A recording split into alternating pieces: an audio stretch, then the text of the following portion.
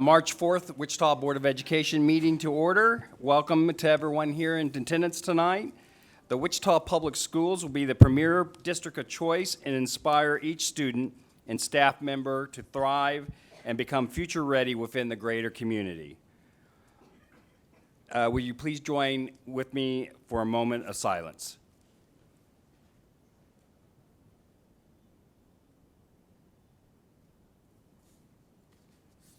Thank you. Tonight, we have the Jardine Middle School JROTC cadets, led by Sergeant First Class Jemiah Williams, Staff Sergeant Bristol Watts, Staff Sergeant Courtesy Williams, and Sergeant Jesus DeLaura. Would you please rise for the Pledge of Allegiance?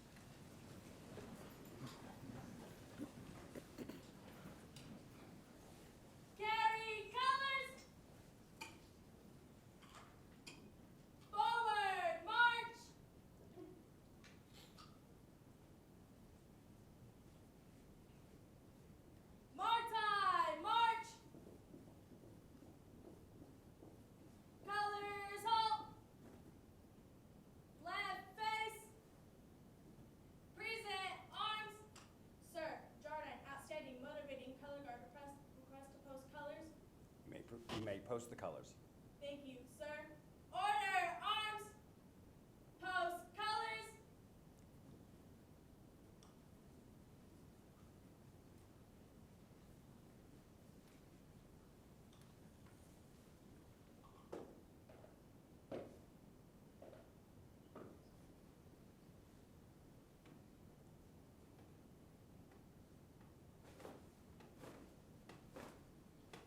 Please join us for the Pledge of Allegiance.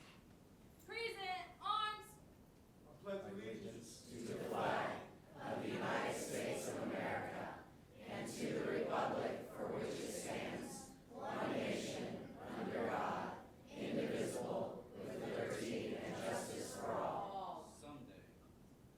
Order, arms, colors dismissed.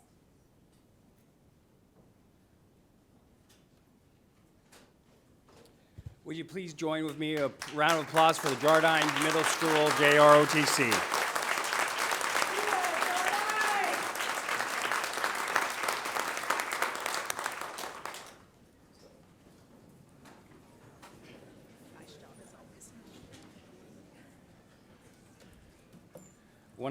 One of these days, we'll have to have a camera from my angle, and I would love to, if the audience could see the look of those kids' face when they are presenting those colors. Wonderful. Patrick, first item, please. First item, under student success, good news. Wendy? Good evening, President Reeser, Vice President Albert, Superintendent Bielefeld, and members of the board. It is always such a pleasure to be here to celebrate our students. And you have an amazing opportunity tonight to meet a group of students, some of whom I had the opportunity to host at our recent Battle of the Books events. And then you have the opportunity to celebrate the amazing educators who create environments for exceptional learning for our kids. So our first item allows me to invite Gail Becker forward. Gail is going to introduce you to two of the amazing teams that were rock stars at the recent Battle of the Books competition. And I see that you have books as well, so I think you get to get a sneak preview of the new Battle of the Books reading, or excuse me, the Wichita Big Read series. And here to tell you more is Ms. Becker. Welcome, Gail. Good evening, President Reeser, Vice President Albert, board members, and Superintendent Bielefeld. Library Media and Textbook Services is happy to report that we just completed the 29th annual Battle of the Books competition, which was held January 17th through the 25th. A record number, 49 schools participated this year, and the competitions were recorded and posted on the WPS TV website and can be viewed throughout the year. I would like to take this opportunity to thank Andrea Brainerd, she's here tonight, Library Media Instructional Support, for organizing and directing this year's Battle of the Books competitions. We would also like to recognize and thank Media Productions up in the booth for producing the programs. They do a wonderful job every year, and we truly value their partnership. I'd also like to give a special shout out to Wendy Johnson and Superintendent Bielefeld, who were two of our guest hosts this year. And we're also very grateful to all the hosts from our local media outlets who willingly volunteered to share their broadcast experience with us. Battle of the Books gives many of our elementary students their first opportunity to work together as a team to accomplish a goal, and it takes courage to commit to reading their share of the list and perseverance to work months together to be ready for a competition. And having thoroughly been prepared, they gain confidence through each step of the process.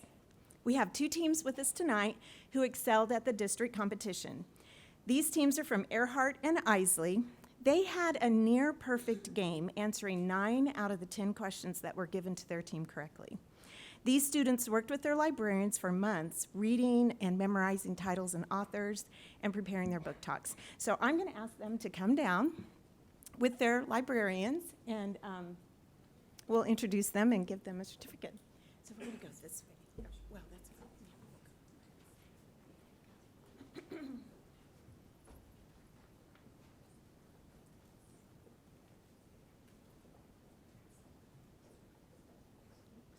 and have them step forward just a little bit so they're in the light. No shadow pictures.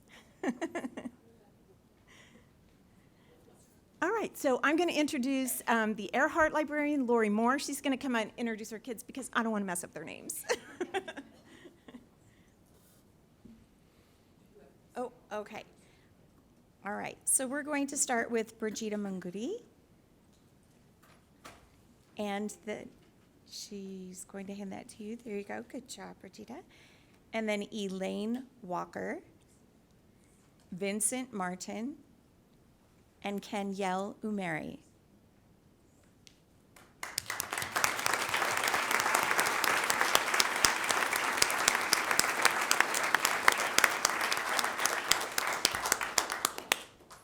And our Isley librarian is at home. She's on maternity leave. So Jennifer Meeks is here, and she's going to come up and introduce the Isley team. So we have Fatima Mohammed, Anthony Grant, Cavell Aston, and Ezra Northerns.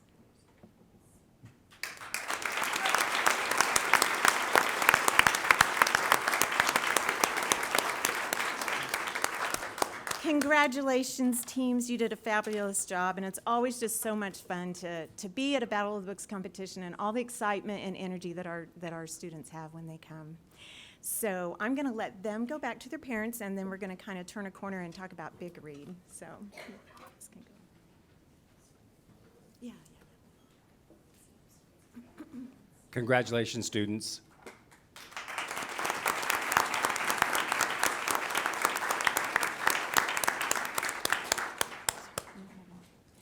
Okay, so information about this year's Wichita Public Library's NEA Big Read. This is the 16th year that Wichita Public Schools has partnered with the Wichita Public Library for this event.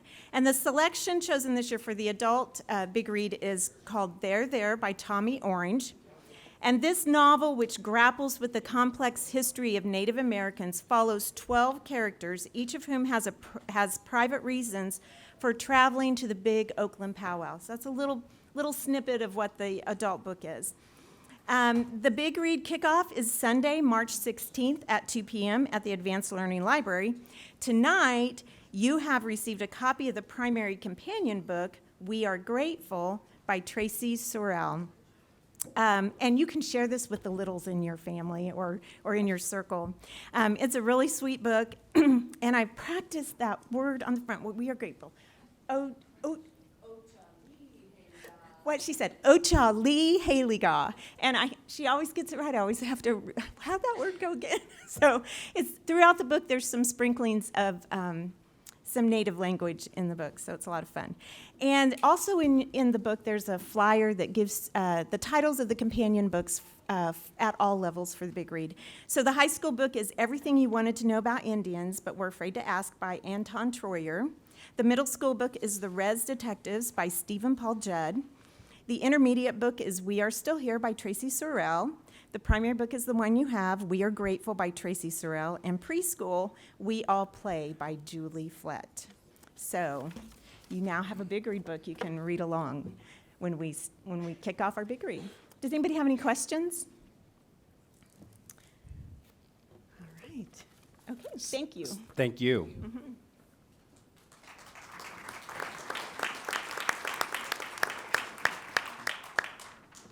Wendy? Yes, sir. Thank you for the opportunity to step back up for our second item. There are some principal friends that are going to come forward.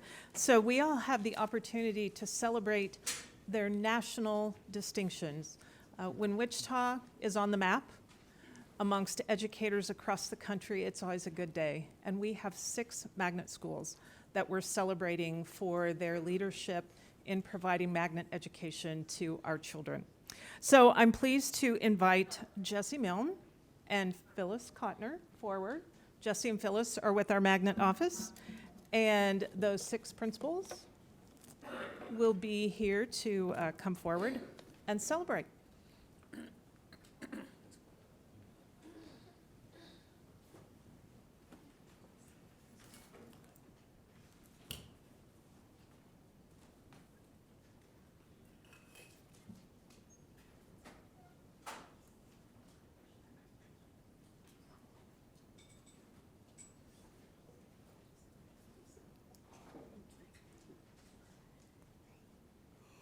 Welcome. Thank you. Good evening. How are y'all doing? All right. Good evening. Excuse me, old eyes. Good evening, President Reeser, board members, and Superintendent Bielefeld. And good evening to all of you all. It is my pleasure to share with you good news about 6 award-winning magnets in our district. So the first awards that I'm going to be talking about are schools that have been named as National Merit Schools of Distinction by Magnet Schools of America. To receive this National Merit Award, schools must submit a detailed application explaining their implementation of their magnet theme, their execution of innovative programs, and their dedication to diversity with an unwavering commitment to academic standards. The 5 magnet pillars of Magnet Schools of America include diversity, innovative curriculum and professional development, academic excellence, leadership, and family and community partnerships. These must be reflected, and their narrative must truly depict an integrated experience for students. These schools are judged and scored on their demonstrated ability to raise student achievement, promote racial and socioeconomic diversity, provide rigorous, integrated curricula and instruction, and create strong family and community partnerships that enhance the school's magnet theme. Our award winners for Merit Award of Distinction include Brooks Center for STEM and the Arts, and Earhart Environmental Magnet, and McLean Science and Technology Magnet. Yay!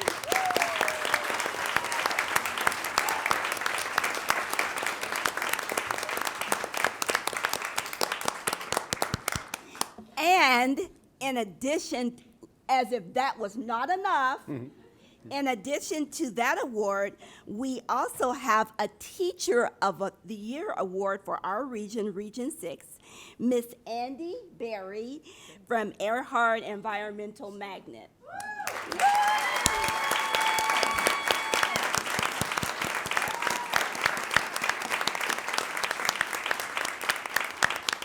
So in order to win this award, Ms. Berry exemplified a true commitment to environmental education, and her passion for that resonated in her application. The unique experiences that she provided for students, from camping to touring inside Milford Dam, really exemplified an educator who understands and demonstrates the pillars at the classroom level in her school. So congratulations to all of these winners.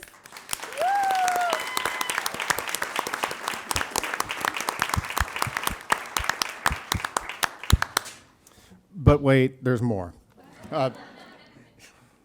So I'll apologize in advance. I do not have Phyllis's personality, but I'll do my best to make this fun. In addition to the Merit Award of Distinction, Magnet Schools of America awards Merit Awards of Excellence. This can be thought of as the best of the best. And that's not to diminish the prestige of the Distinction Award. Phyllis and I have both read applications from schools around the country for Magnet Schools of America, and a significant majority of them do not win any awards. But it's hard to achieve distinction. Excellence is even more, as hard as it is to achieve distinction, excellence is even more elusive. Though we have won Merit Awards of Distinction in previous years, we have never won a Merit Award of Excellence until last year when Mayberry was awarded that honor. This year, we have 3 Magnet Schools of Excellence: Hyde Leadership in International Communications Magnet, Allison Traditional Magnet, and Mayberry Cultural and Fine Arts Magnet actually improved on last year's Excellence Award by being recognized as one of the top Magnet Schools of Excellence, which puts them this year into consideration to be named as the nation's top Magnet School, which is considered the most prestigious Magnet Award in the nation. And finally, in addition to Teacher of the Year Award, and I will have to say that we just found out, I wasn't on the agenda, but Teacher and Principal of the Year Award, we just found out last week. So shout out to Christina Lopez and my friends at the print shop for getting those banners made in like 2 days, which is amazing.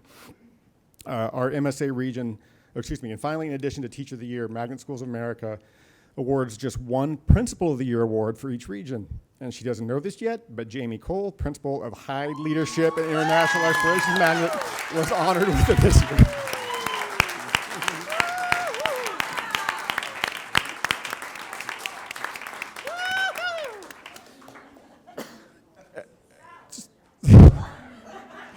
That was the point. So to put this in perspective, like if a magnet school can speak well to the 5 pillars that Phyllis talked about, they can win an award. But we're in a region, there's 6 regions of Magnet Schools of America, and there's only one Principal of the Year award and one Teacher of the Year award in our region. And we haven't won Teacher of the Year since 2018. So good job to Andrea. And we didn't win Principal of the Year award for the last couple of years. So we're extremely happy about this. Our region also includes Illinois, Indiana, Iowa, Michigan, Minnesota, Missouri, Nebraska, North and South Dakota, and Wisconsin. And Ms. Cole, along with Ms. Berry, was selected over any and all applicants from those states. And knowing that Chicago and Minneapolis public schools have strong magnet footprints, this makes the competition extremely fierce and makes their achievements that much more impressive. Ms. Cole was selected by Magnet Schools of America for the same reason her school was just awarded with the Merit Award of Excellence. Students, staff, families, and visitors live and breathe Hyde's magnet theme throughout the building. The laser-like dedication and refinement of a magnet theme can only happen with inspiring and purposeful leadership. It can be difficult for our dual-themed magnet programs to operate with equal fidelity to both themes, but Ms. Cole has navigated the task masterfully, and when you are in the halls of the classrooms at Hyde, there's no question that leadership and international explorations are their magnet focus. So, good job, Jamie.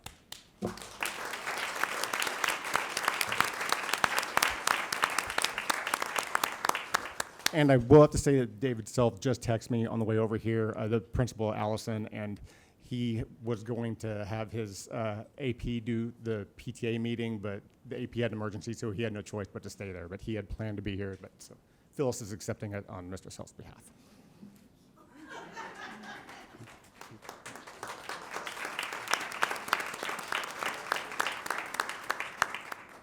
Thank you so much for these individual achievements, individual school achievements, and we appreciate all the hard work at all our magnet schools. Patrick, next item, please. Next item, public communications. A speaker's comments at the meeting will not exceed 3 minutes. It will be limited to the registered topic and will not include personnel matters concerning district employees or any individual comments directed to anyone in this room. And also to avoid the privacy, violating any privacy of any of our students. Patrick, first speaker, please. Yeah, just real quick, Stan, we Yes. have 10 people registered to speak under public communications, and then we have a further 10 individuals registered to speak under agenda topic. item 4A. Okay, sounds good. So the first speaker under First speaker under public communications is Audrey Garvey.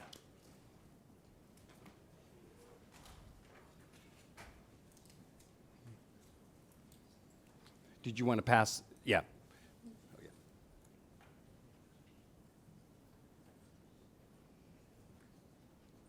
We'll give him a chance to pass that out, and then.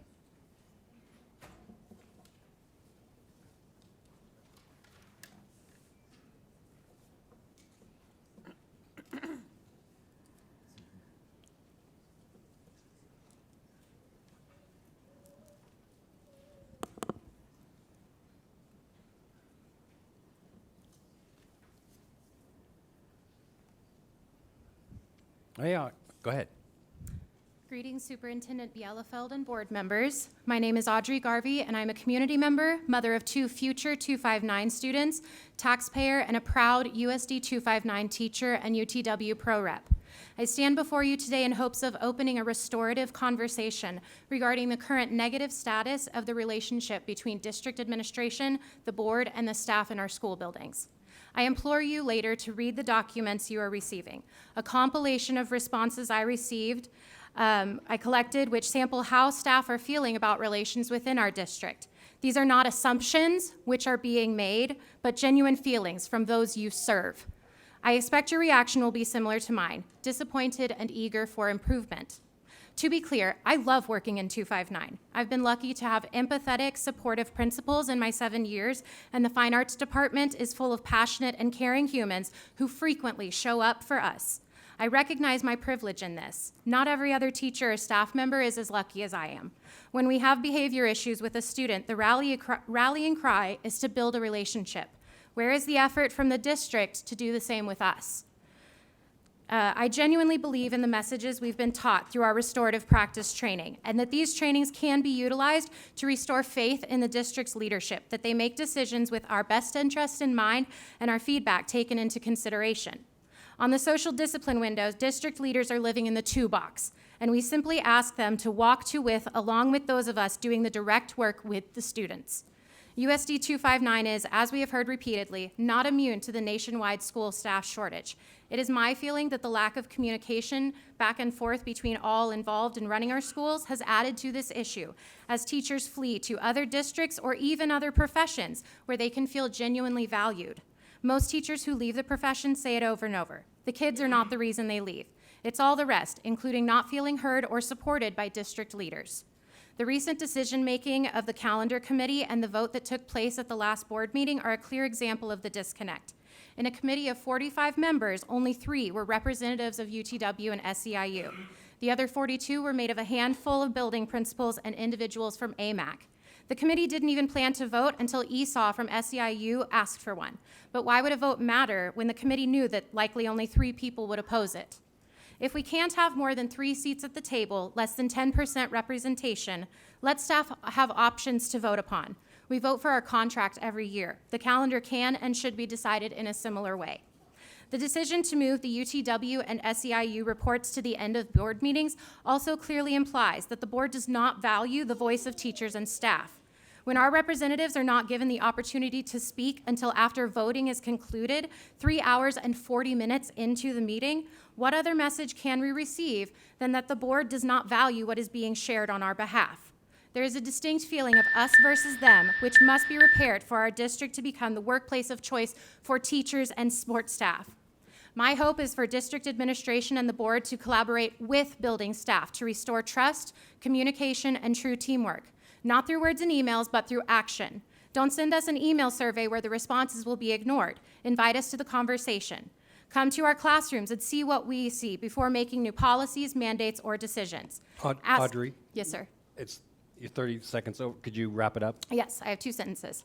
Ask us face to face what we need to help students succeed and to feel workplace satisfaction, because the students deserve the best of what we have to offer, but we as the staff of Wichita Public Schools also deserve the best that USD 259 has to offer. Thank you for your time. Thank you, Audrey.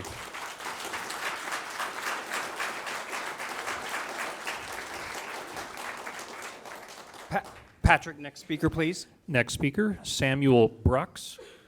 Welcome, Samuel.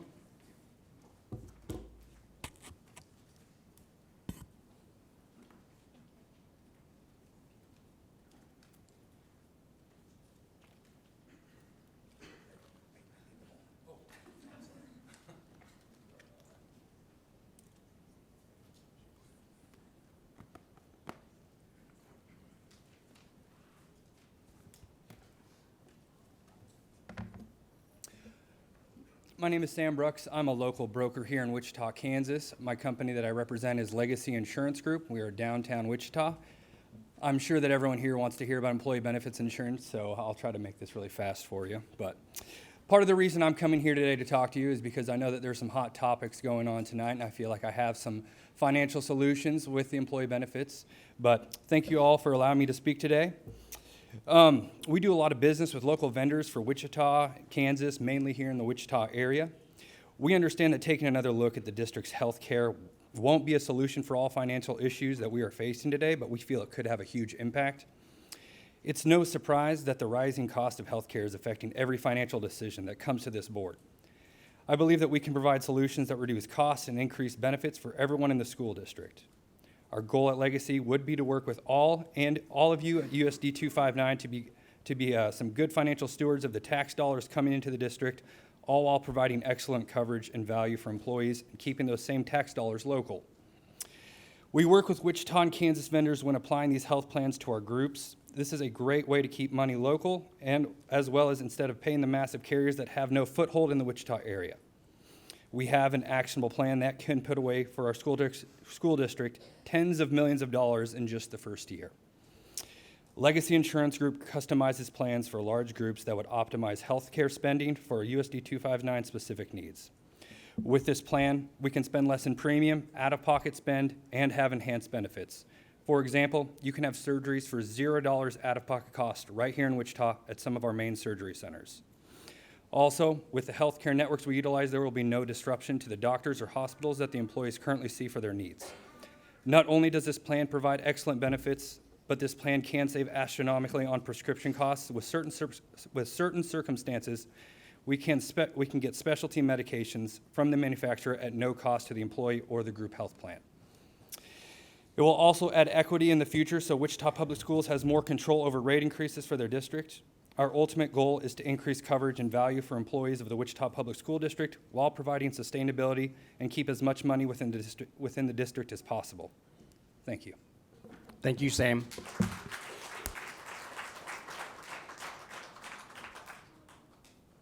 Patrick, next speaker, please. Next speaker is Ruth Lehman.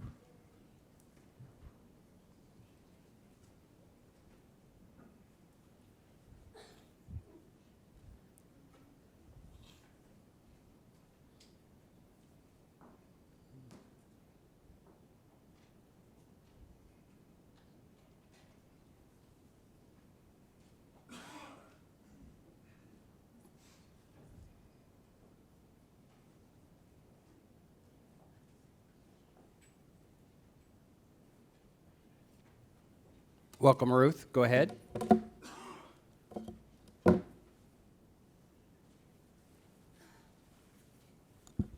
Test. We good? Hello, my name is Ruth Lehman, and this is my daughter, Lyra. She attends Cleveland Elementary, one of the schools that is proposed to close. We are here today, yet again, for another meeting to ask you to reevaluate your options. While we are not hopeful, as this has been quite steamrolled into the process of getting this far, we are still here yet again today. At the last meeting at the public hearing, I had given a cash amount that I would like to correct. At this time, I had previously said that the district had $284,780,782 for the start of their budget, but that number is actually incorrect. That number is just to refer to the amount of cash that you actually had on hand. The real budget amount is $970,872,304, so nearly $1 billion we started out with at the start of July. That is quite a change to the $40 million deficit that we have proposed by your standards, with no budget summary, with no math to go behind it, no transparency to the people of Wichita for the things that you have spent the money on. And while we can boast that we have the highest paid teachers in our district, you can go to any school and you will see signs that say substitute teachers needed all over the campus, on every single school. Why is that? As the previous speaker had said before, it is not because of the children, it is because of our administration and the work ethic they have to do and the effort that they have to put forth. Doing a decision like this will force more students with less staff. It will lower the quality of education. And I would like the board to actually look here at my daughter and tell me and tell her that your decision is what is best for our budget and what is best for our children. Right here, in the event that you are to say no, we have a petition ready.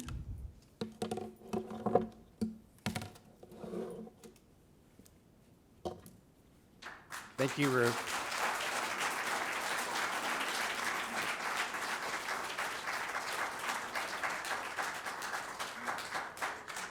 Patrick, next speaker, please.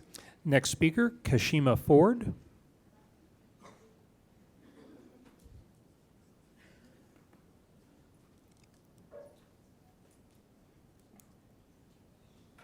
Welcome, Kashima. Thank you.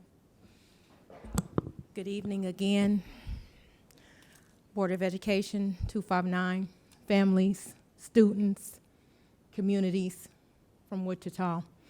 I'm Kashima Ford, again, speaking in regards to the closing and the detriment that that will cause not only to the schools, the 6 that are being recommended to close, but to Wichita, Kansas. It's not an isolated situation. It will affect the schools that those children will be transferred to, so many families and communities.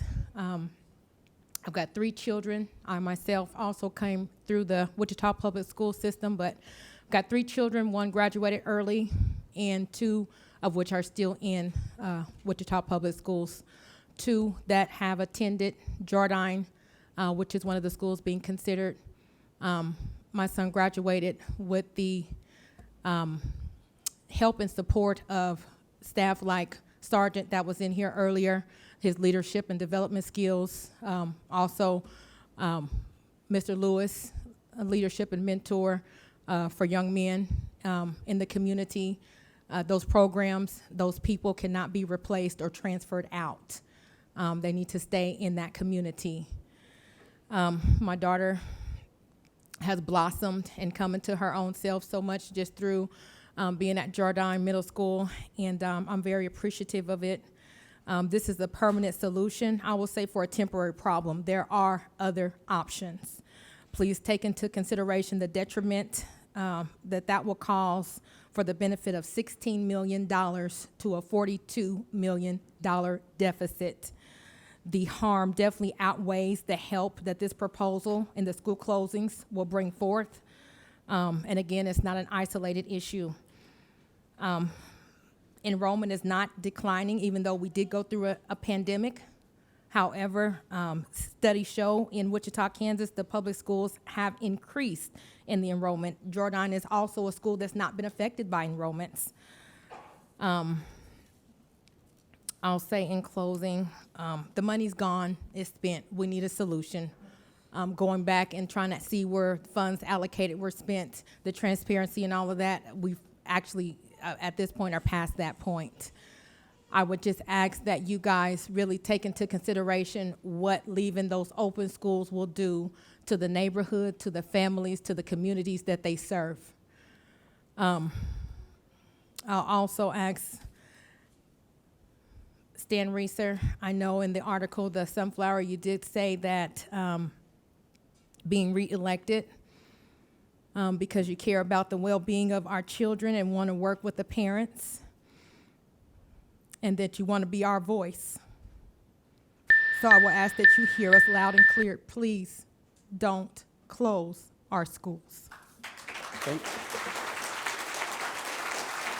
Thank you, Kashima. Patrick, next speaker, please. Next speaker, Candida Geronimo.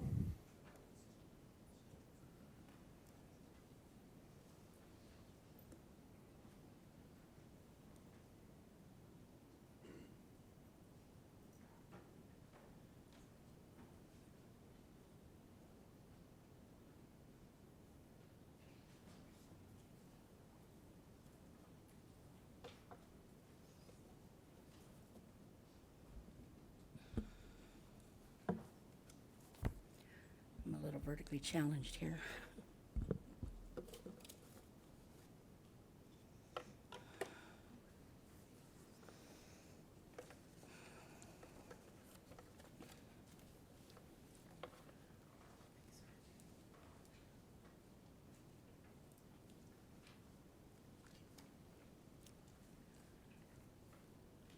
Attached at the end of my speech there, you'll find just some letters written by some children at Park Elementary whose names have been removed for anonymity, and they just really wanted me to bring them with me tonight.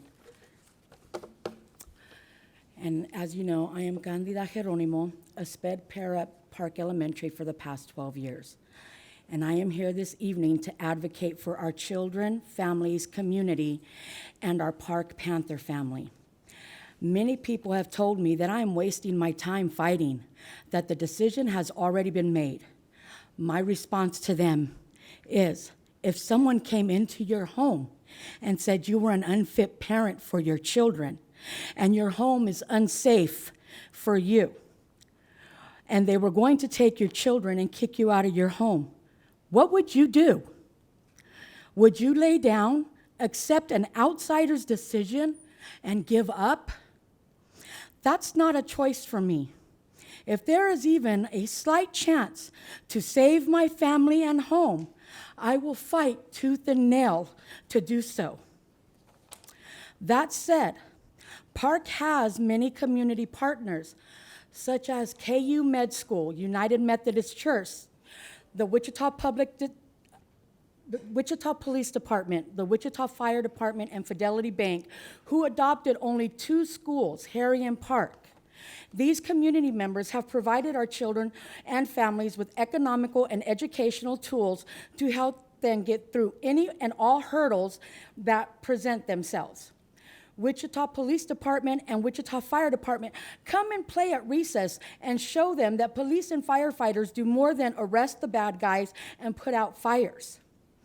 Park is also one of 2 elementary schools that offer all-day pre-K for working families, the other being Cleveland, which is also on your list of schools to close.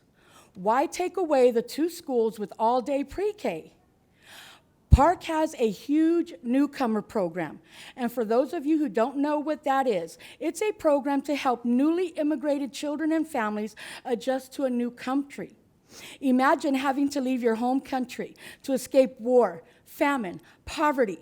Then imagine you are a child. You enroll in a school with no knowledge of this new country's culture or language. Not only are you trying to learn reading, writing, math, science, social studies, but a whole new language and culture. That's what our newcomer program does. Last year, our newcomer program was 1 classroom, 1 teacher, 1 para. At the beginning of this school year, we had to expand the program to 2 classrooms and teachers. By the middle of the year, we had to expand to 3 classrooms and teachers. And thank goodness we had a qualified teacher already on staff to take on that role. And just about a week ago, we had 3 more newcomers enroll. And it's been that way almost every week since the beginning of this school year. Now imagine you're in a school with this newcomers program. You've started building strong relationships with your teachers and staff, and you have made a few friends without even knowing the language. And then you're told that your school is being closed down, and you will be shuffled off to yet another school with new faces. Pardon me. Go ahead and can you wrap it up? Yes. You say people above buildings, but you don't even consider the people in those buildings and the detriment and displacement that it will cause on these people. Please vote no on school closures. Our children matter, our families matter, our communities matter. We matter. Fight for Park, fight for Clark, fight for Payne, fight for Cleveland, fight for Hadley, fight for Jardine, fight for our children, fight for our families, fight for our communities. Fight for us because we deserve better. Thank you.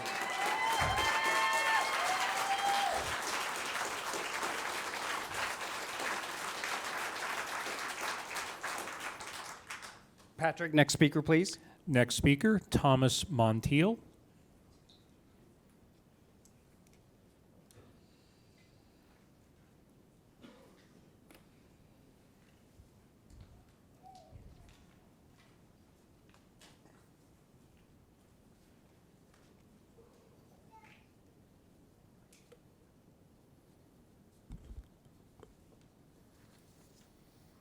not sure how I'm going to follow that.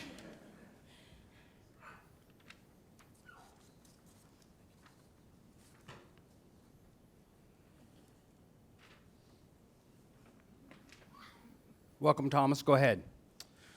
Hey, good night, everyone. Or good night, everyone. I'm saying bye already. Good evening, everyone. You guys have all received quite a bit of information from me already, so tonight I'm going to keep it pretty technical overall. I've already emailed suggestions. I spoke at the last meeting. And the last few days, I have been overwhelmed in my email box messaging over the weekend with information that I hadn't had, pieces and parts. And I've tried to share quite a bit of that with you guys, so I apologize for so much information, but it seems like what that first speaker talked about, even from a teacher perspective, is very true. We have a culture of distrust, and people within your buildings don't feel safe, quite frankly, to come and actually express themselves to you guys. So what I'm going to do is I'm going to actually work on some technical pieces here.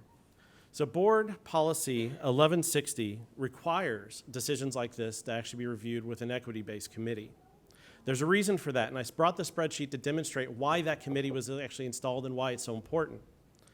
If you look at your spreadsheet that I gave both of you, and I'll make sure I make it public so those who want to see it later can, the top section is actually organized, and it's the 19 schools with the worst FCI scores, so using your guys' measurement systems. Those are organized by economic disadvantaged. So at the top is the least economic disadvantaged schools, at the bottom is the most economic disadvantaged schools. The second part is the same 19 schools organized by the FCI score. What I'm telling you, if you look at this visually, is it gives you an opportunity, because I'm not going to single things out, but it can look as though there's a conflict of interest in how this was done. It looks as there is favoritism in these schools, and that is not okay. I know for a fact there's a school that was originally on the list and has been on the list 2 times for school closures in the past who never made it to those 6 schools, and they had the privilege of writing letter campaigns to make sure they weren't on this one. That is not okay. Putting Cleveland on this list when it meets none of your metrics is not okay. And not being honest with us about what your intended use for that building is not okay. And you guys gave us actually a luxury. So just you guys adopt the new shared belief system that's advertised on your website. There's videos about it, and I know it's very proud. Your shared beliefs come down to student success, safety and belonging, family and community collaboration, visionary leadership, common good, equity and diversity. And here goes the catch. Your lack of consistency of your own stated shared beliefs is what's going to put you guys in a bad place in this. So I'm going to ask of you guys a couple things in my last few seconds here. And just one other observation, 14 elementary school vacancies does not equal 4 school closures. I asked for this body for a few different things tonight. 1, respect every school as it should be respected, which means it should not be grouped in a 6 schools or nothing concept. Those should each be reviewed individually with community involvement in order to determine if a school closure is okay. And what I mean by that is if it's safe and it's a healthy environment. If it's not, I think most of us understand as parents, if it's not safe, it's not safe. We get that. Delay final decision for a few weeks, just long enough for a community committee to review, advise, and protect our students. And when I say our students, I mean our students and our educators. And lastly, I want you to show us that you actually represent the people who elected you to put you here. Government accountability, fiscal oversight. Where are those things? Let alone, I've yet to see a school board meeting that actually reviews academics, that actually ensures the success of our students. Thomas, could you wrap it up? That's it. That was actually the last statement. I appreciate you guys' time. Please consider those thoughts. Thank you, Thomas.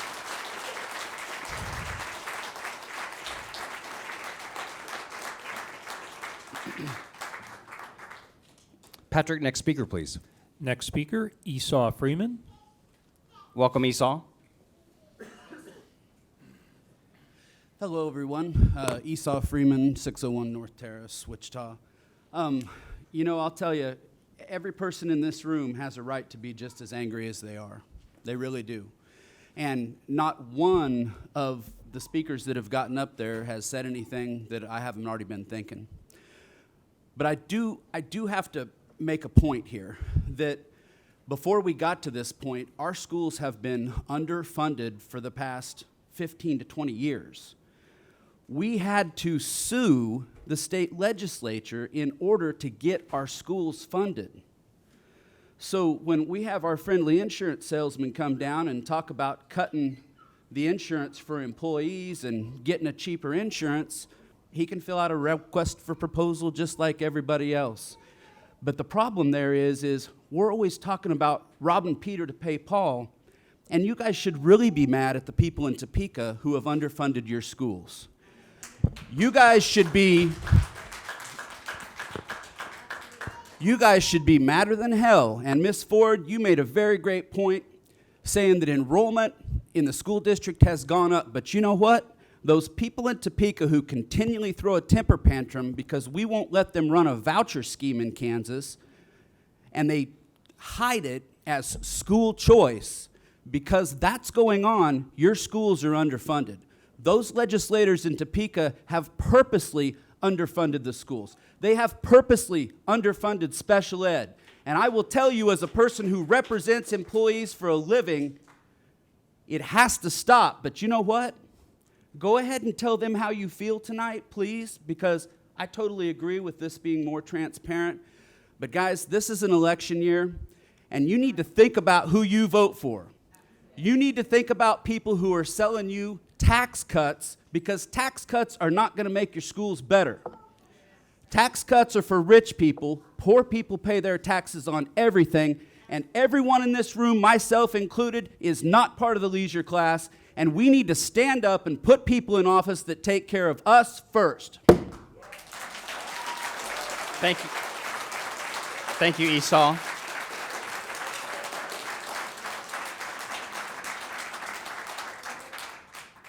Patrick, next speaker, please.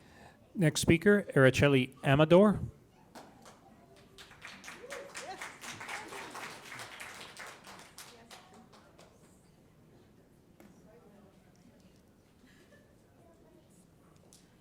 Welcome. Well, I will tell you a little bit of story tonight, because as you know, I'm an advocate for the public education. In 2016, I was in Topeka in a rally advocating for the public school education. In that period of time, someone in the Board of Education over Topeka has proposed privatizations of the public schools. It is easy to see how things have gone since then. Extracurricular classes have been cut on all public schools. Special ed programs were reduced or almost cut. Most of the schools are understaffed. Small towns and counties schools have been closed lately.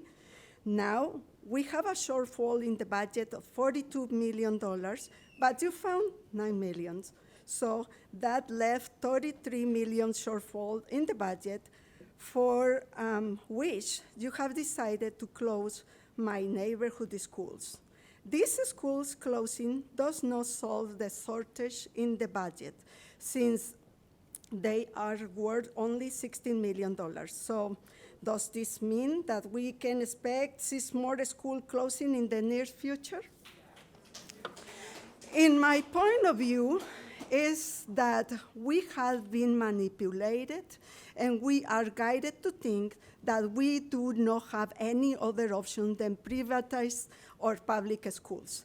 This game has been done several times in different legislations and assets in Wichita and Kansas.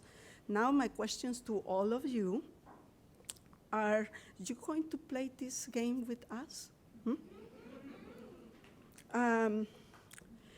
I'm asking here for whoever is not here and believe that this thing is already done,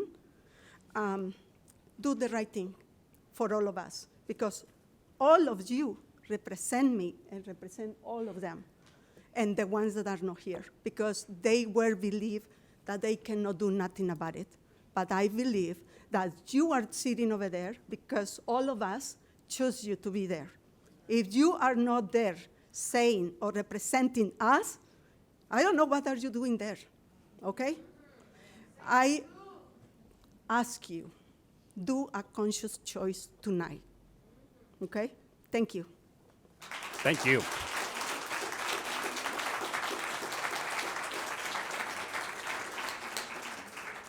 Patrick, next speaker. Next speaker, Maria Andraba.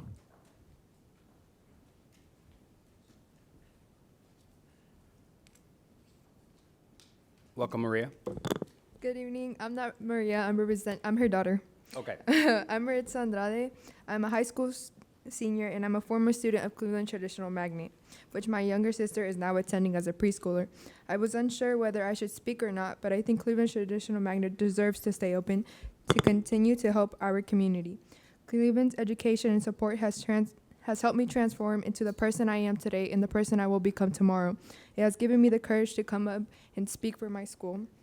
Therefore, I stand before you and ask you to reconsider closing Cleveland Traditional Magnet. Cleveland is an excellent school that has helped people of all ethnicities and children with medical conditions such as autism. If you decide to close our school, it will not only affect our children, but our community as a whole. Parents of this community are just looking for a better life for their children. Cleveland has allowed a safe environment where our children can grow, play, and learn, and I have been a witness because I was a student there, and so have my other sisters, and now we are all in honors, straight 8 students, and it's just an amazing school. This environment cannot be forced. You cannot force our children to move to schools and expect the same environment there. Therefore, you should reconsider closing our school because this environment cannot be forced. It has to be created with the right people, with the right intentions. I hope that I hope that when you make a decision, it is for the better of our community and not just for money. Thank you. Thank you.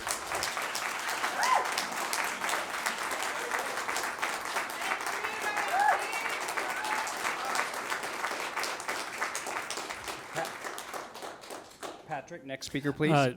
Real quick, Maritza Andrade, she had signed up separately to speak under the agenda item. Okay, So- well, we'll take it off that. Okay.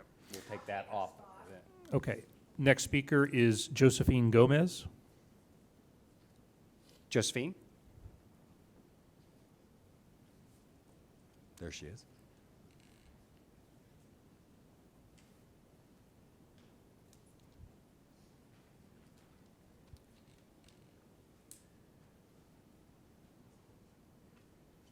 Good Welcome, evening. Josephine. Hello.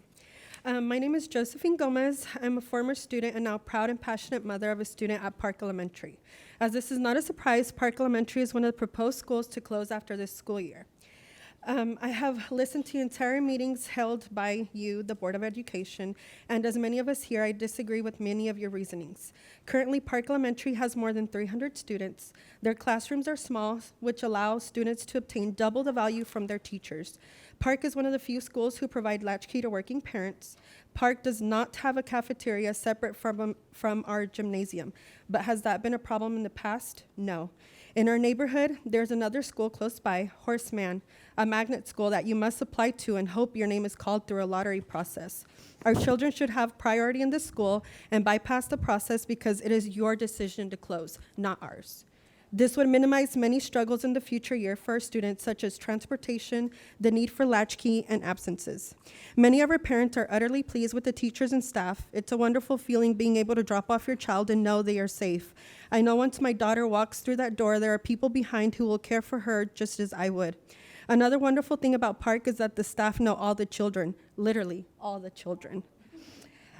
They know them by name, and they are always greeting everyone with a smile, from the office staff to teachers to even the custodian. Heck, they even recognize our vehicles at pickup. They see our car and our child is already on their way. It's an amazing feeling. Everyone here is welcoming, and it's not something you see anywhere else. These teachers here are very nurturing. They truly go above and beyond to make sure their students meet their academic goals appropriate for their age and grade. You can feel and see the passion and pride they have for their students in school. Sadly, our school is the center of many shelters for battered women, their families, and homeless. Throughout the years, I have seen more and more people in our school who unfortunately come from these shelters. Many kids do not go home to love. They come to school aside from an education. They seek a hug, a smile, a high five, a warm meal. There are women who walk every day to pick up their kids from school. These families attend every parent night and music concert, and it fills me with sadness that they are the ones outside of our school every day with poster boards begging to fight for our school. Imagine how many children will not attend school every day because their income does not allow them to buy a vehicle to transport them to school that is now miles away. This coming year, we will see an increase in absences due to children not having transportation. These families walk to school during winter storms, the cold, the heat, the rain. When USD 259 decides to have school in 10-degree weather, they are walking to school. You have said in your proposals that buses will be guaranteed, but sadly, we must still meet a 2.5-mile radius extension from the school to our home. These children will face troubles with consistency, as Park has shown them a consistent and comforting routine 5 days a week. I beg you to take these families into consideration. Park Elementary alumni have become doctors, nurses, teachers, attorneys, advocates, social workers, psychologists, police officers, business owners, and the list goes on. I'm almost done. Many of us continue to go to school and still remember our roots, which is Park Elementary, where it all began. All of you sitting here before me and part of the board, once you close this school down, where your budget suddenly work out, will we no longer be missing the millions of dollars for the rest of the schools? Will your budget still afford a $6 million workers' compensation a month for teachers? Can you guarantee a proper education for our students with overwhelmed teachers, schools, and classrooms? Josephine, I'll ask you to wrap it up. I'm almost done. The second phase for this proposal includes staff cuts, so our teachers' jobs truly guaranteed. Where did the COVID funding go? It was given to us to avoid cuts and closures. We do not care about newsletters, emails, or websites you create. We care. Josephine. One more sentence. You have failed us parents by not allowing us to be part of the process. Please do not fail our students. Please keep our school open. Park Elementary is more than a building. It's our second home. Thank you, Josephine.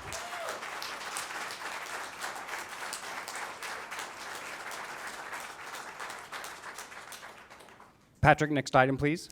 Next item, operations, proposals for closing schools, boundaries, and reassignment. At their July 31st, 2023 regular meeting, the Board of Education received information regarding the district's facility conditions, needs, and enrollment forecasting. On October 2nd, 2023, the board approved retaining Cooperative Strategies, LLC for the purposes of facility master planning services. Cooperative Strategies subsequently reported back to the board on December 11th, 2023 regarding the state of the district's various facilities. This report considered the age of each building, deferred maintenance, and historical and projected enrollment trends. At that same meeting, the board approved a 5-year strategic plan for the district. This strategic plan was developed in collaboration with district students, staff members, and community partners through online surveys, public meetings, and expert contributions. The strategic plan is intended to chart a path forward for the district through the 2028-29 school year. Throughout, surveys and various feedback tools were employed with staff, students, and community to set priorities around initiatives to retain after pandemic relief funding ends in September 2024. Input revealed the desire to do what is best for district students. Staff voiced specific concerns about job cuts, salary freezes, and possible loss of student social and emotional behavior supports in the classroom. The feedback emphasized a priority for appropriate staffing and an acknowledgement that cuts in services and programs are necessary to keep teachers and other staff members. At the January 22nd, 2024 regular meeting, district staff projected the need to reduce expenditures by $42 million in order to balance the 2024-25 budget. This is due to declining enrollment since 2016, specifically the 5% drop in enrollment following the COVID-19 school shutdown of 2020 and the expiration of COVID-19 pandemic relief funding. Through non-school budget cuts, attrition, and administrative reassignment, expenditures were reduced by $9 million, but $33 million in spending reductions are still needed. After receiving this information, the board charged administration with identifying potential building closures. On February 12, 2024, administration identified the following buildings: Hadley Middle School, Jardine STEM and Career Explorations Academy Magnet Middle School, Clark Elementary School, Cleveland Traditional College and Career Readiness Magnet Elementary, Park Elementary School, and Payne Elementary School. The board subsequently voted to schedule a public hearing for February 29, 2024, and directed staff to publish a notice to comply with Kansas law. The Wichita Eagle published the notice in Appendix 1A of this agenda on February 14th and February 18th. This hearing provided for extensive public comment on proposed school closings and an opportunity for the Board of Education to discuss and respond.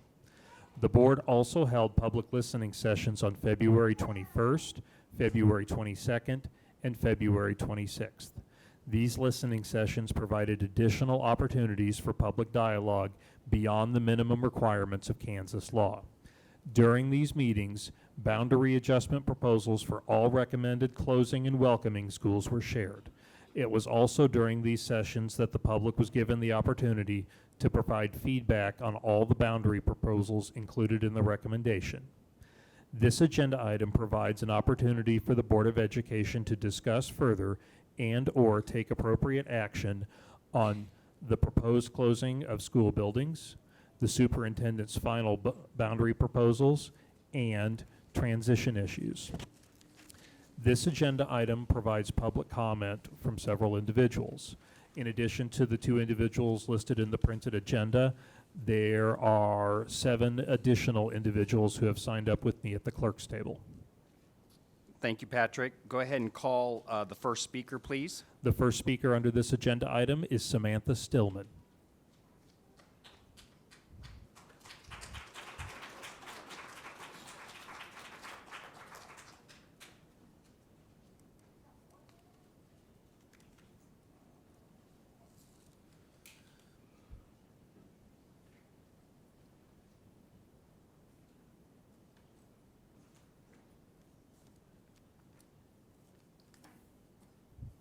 Patrick, I think she has handouts.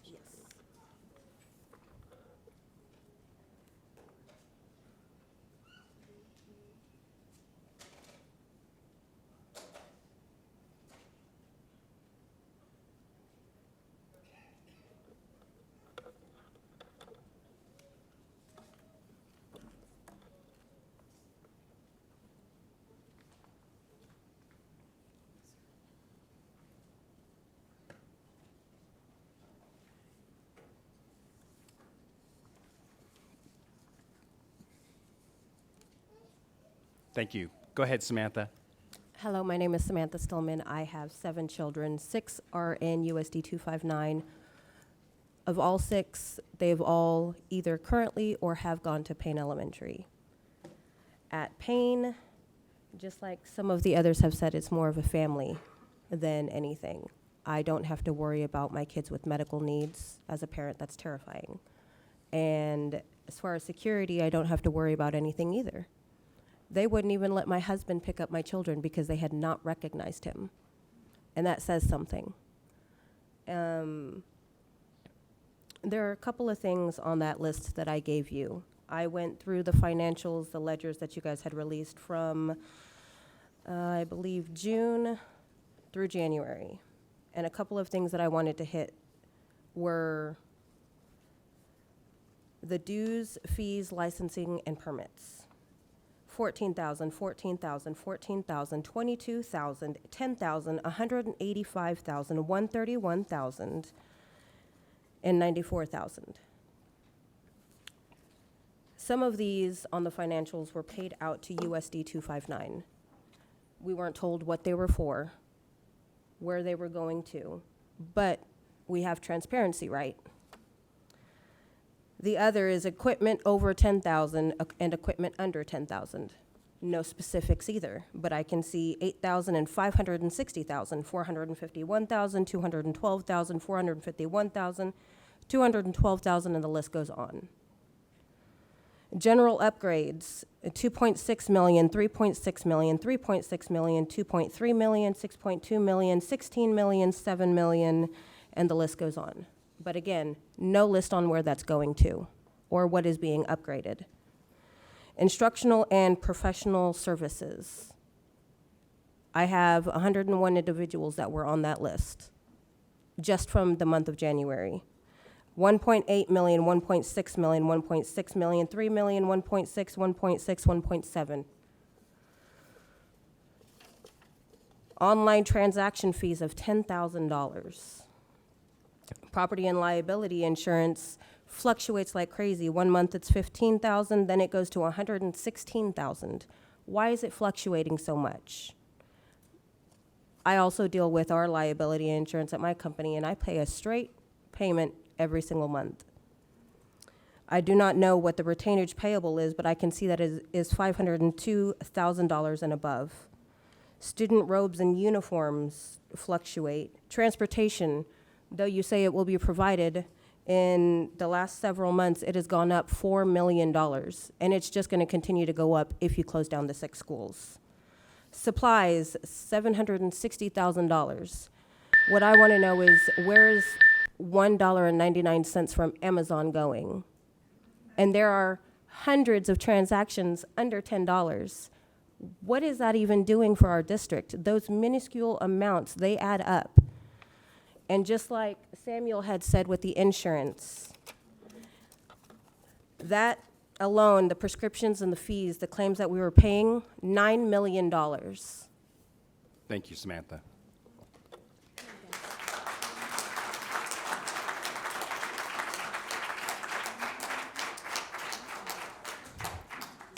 Next speaker, Patrick.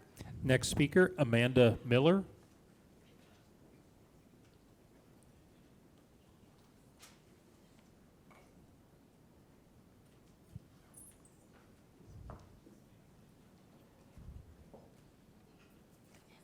Welcome, Amanda. Hi. I am here tonight with my family in protest of schools closing. The proposed closure by the school board threatens to disrupt not only these children's education, but also their stability and sense of belonging. Although jobs have been guaranteed for a year, their positions are not. Administrators and other employees that are being told that they have to find an open position to apply for, even if that means stepping down or switching to part-time, which leads to a reduction in benefits. The Board of Education says that they're closing schools to put people first. Well, let's talk about these people.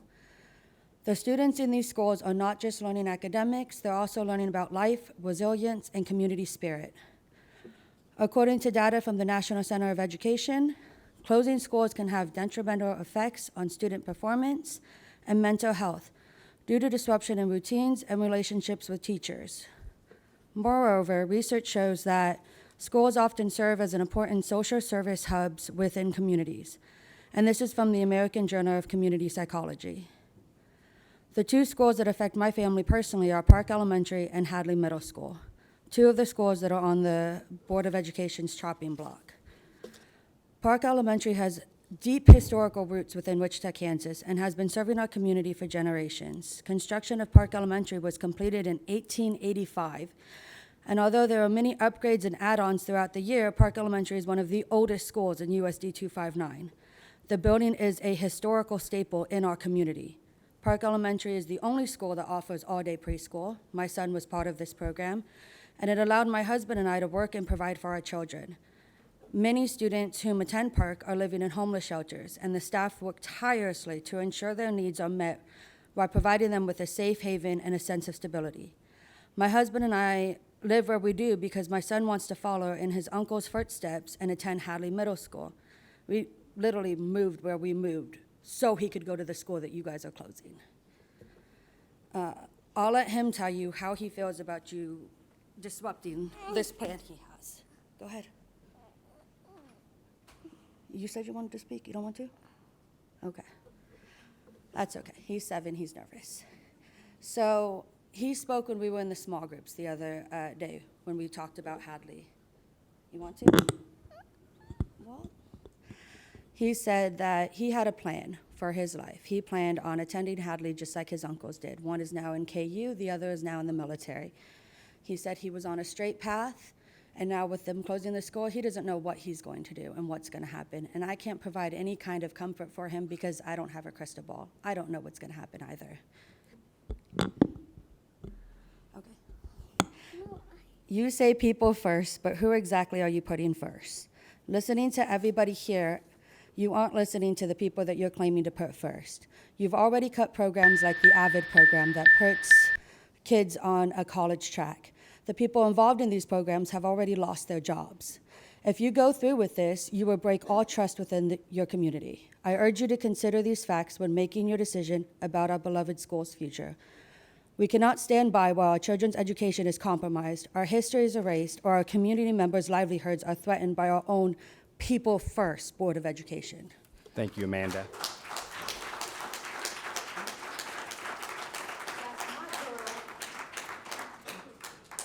Patrick, next speaker, please. The next speaker I have registered is Miles Montiel.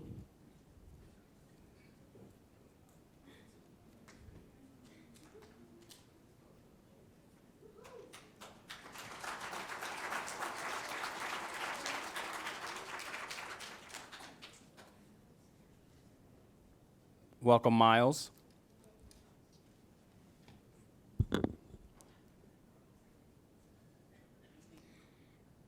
Hello, my name is Miles Montiel. I currently attend Allison Middle School in 8th grade. And my background is I used to go to Cleveland Elementary School, and I was not a great kid then. They taught me how to behave and prepare for middle school at Allison. They helped me through everything. I was behind, used to be behind in math, reading, language arts, everything. And I got ahead in 3rd and 4th grade when the teachers, I started to get close with the teachers. So, also, it helped my family when my dad got cancer. It helped my family through his cancer because the connections the teachers have with the students and students' family is basically a family bond. So yeah, one of my sister's old teacher went to half of her soccer games that she had. That's the family bond there. And so I want to know how, if the schools get closed, how do I have to go home and tell my sisters, one of which is in pre-K, that she can't go to Cleveland anymore because you guys are closing the schools down? And that's all I have. Thank you. Thank you, Miles.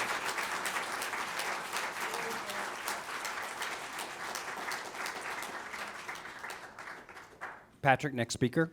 Next speaker is Lily Montiel.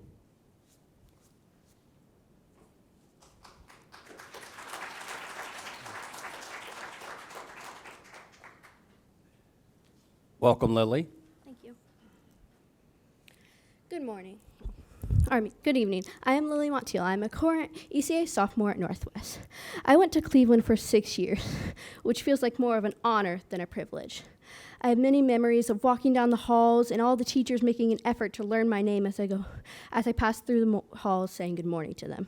I know that may not seem much to you, but that impacted me greatly. I am one of the siblings of 10 siblings, so having teachers learn my name greatly impacted me.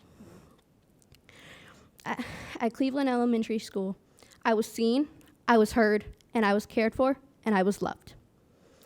I now have 6 of my 9 siblings going there, and every day after school, they can't wait to come tell me about the efforts their teachers have went through to make their day so much better.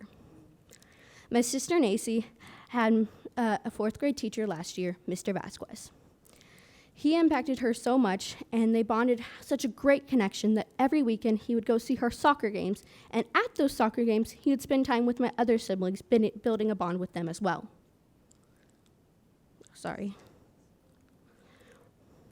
One time, my little sister, Ruby, who just joined pre-K this year, she was stressed about going to school because she feels she wouldn't be noticed. This was the beginning of the school year, and he took the effort to check on her later in the day and then go tell my sister Nacy that she was okay because she was worried. He didn't have to do that. He chose to. And just like all of us chose here to come speak tonight and prove that this school shouldn't stay open. I myself am in a teacher and a career program at Northwest. The teachers at Cleveland are the ones who inspired me to do this. Those teachers at Cleveland are the ones that showed me my confidence and courage to speak up here tonight. So, as I'm watching this process be done, seeing the way teachers are being respected, that requires me to second guess my choice at being the desire to teach at this district. Why would I want to teach in a district that doesn't respect parents, teachers, and students? If you can't answer the question of why Cleveland is being chosen, then why would I want to teach for you? When I looked up the numbers online, what I noticed was that these schools were heavily minoritized versus other schools on this list, like Hadley and Riverside, who actually have a lower minority amount, but they're not on the list. So my final question for you is why? Thank you. Thank you, Lily.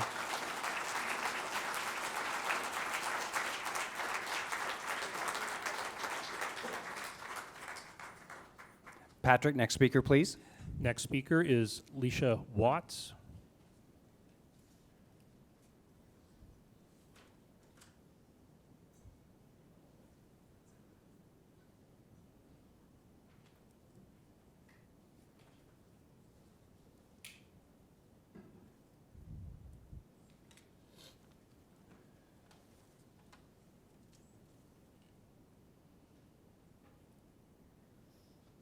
Welcome.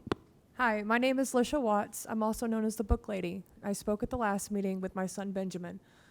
Benjamin is at home sick right now. His nerves are bad. He doesn't know what to expect. He's been throwing up all day.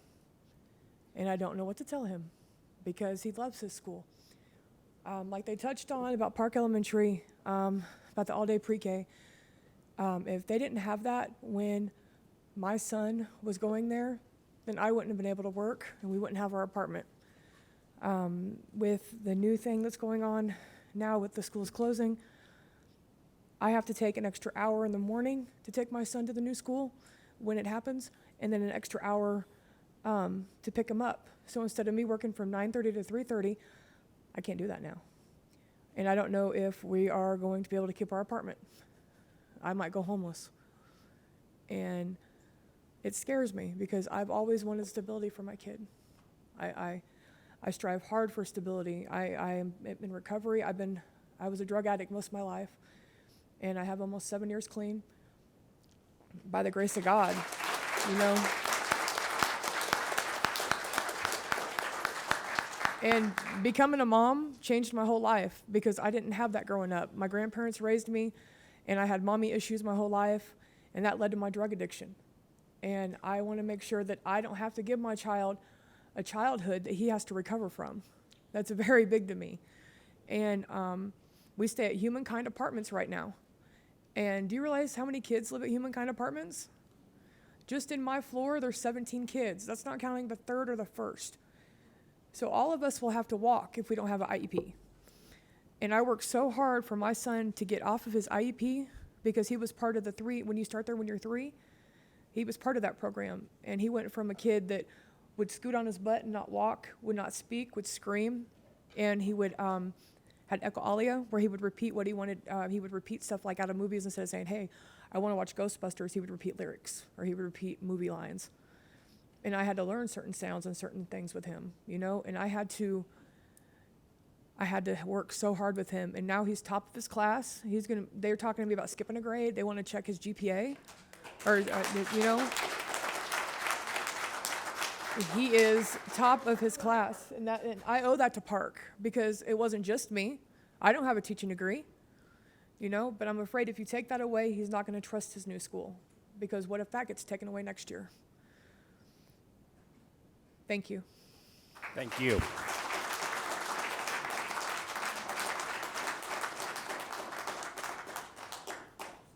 Patrick, next speaker, please. Next speaker is Savannah Pascal.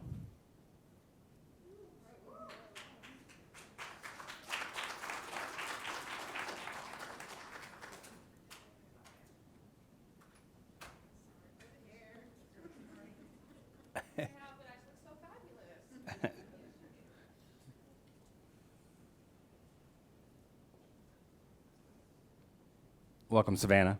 Hello. Okay, this actually works. Hola a todos, yo soy Savannah Pascal y mi alma mater en Cleveland Elementary. Y también yo tengo dos sobrinas in USD 259.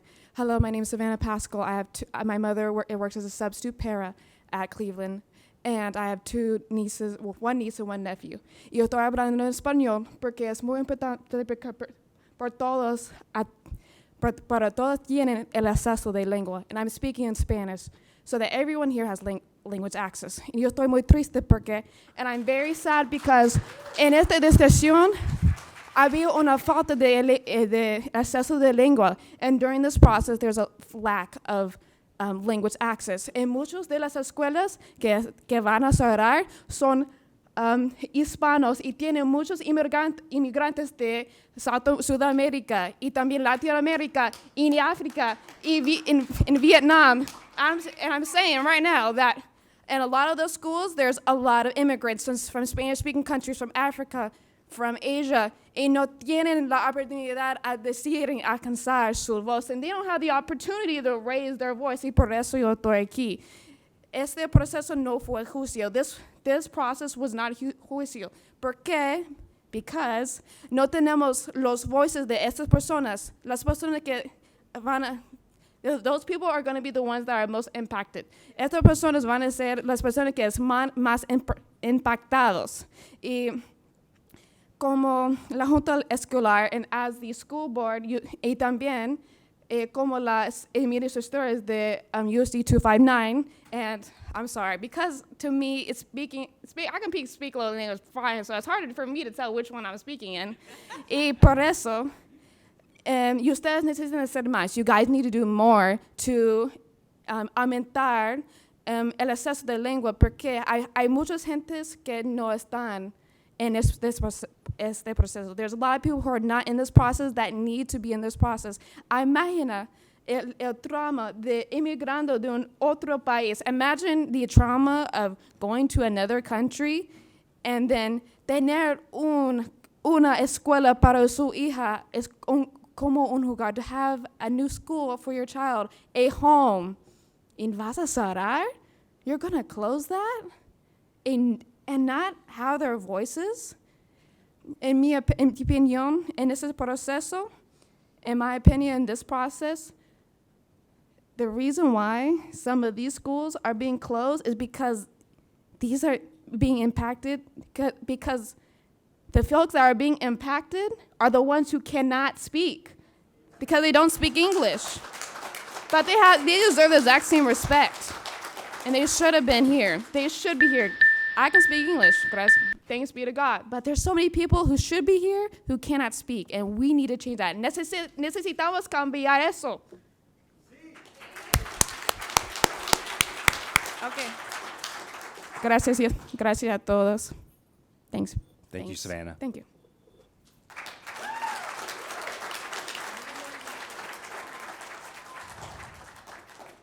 Patrick, next speaker, please. The next speaker I had was Maritza Andrada. After her, the next speaker I have is James Barfield. James?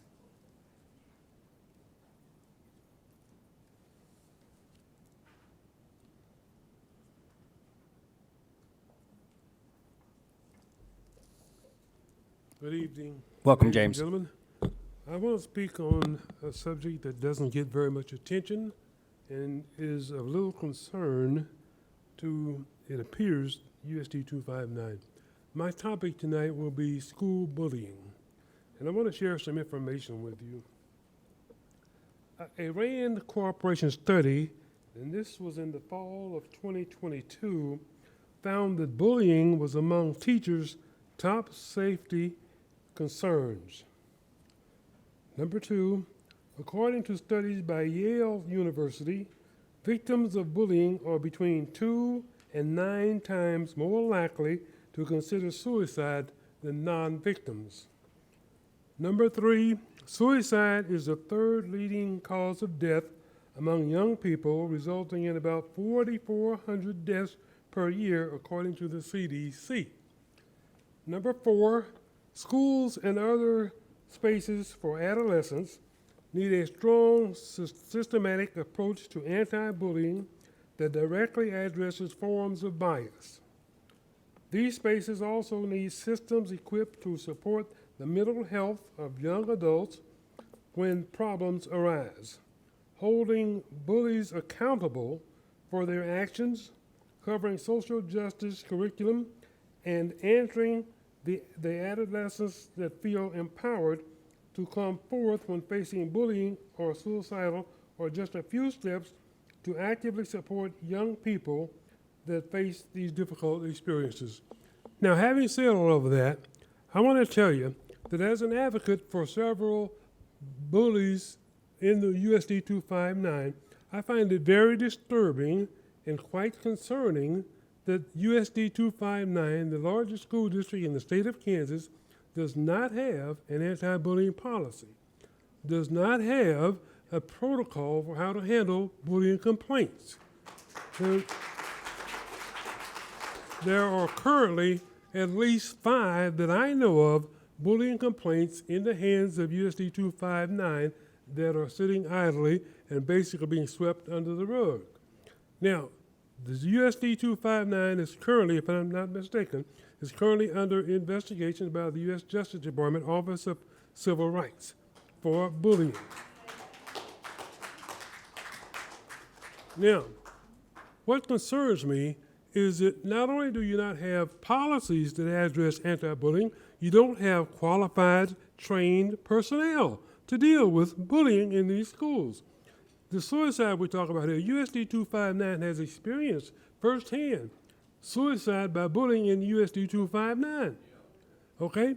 There are verbal bullying, there is cyberbullying, and all of this leads to some sexual harassment, but it also leads to these people that are bullied. Traditional bullying victims have been found to have significant risk factors for later depressions, which persist even decades after the bullying occurred. This is very serious, ladies and gentlemen, but we're not taking it seriously. James, Yes, go ahead yes, and sir. wrap it up, please. Okay, so basically what I'm asking you all to do, I'm asking you all, and especially the new members of this board, and along with the older members and also the superintendent, take this issue seriously. Do something about it. Don't just sweep it under the rug and think it's going to go away, because it is not. Okay? Thank you, James. Thanks very much.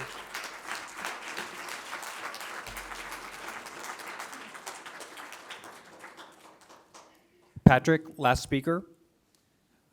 We have 2 more speakers. Oh, I'm sorry. I apologize. Go ahead. Next speaker. Next speaker is Ashley Hawley.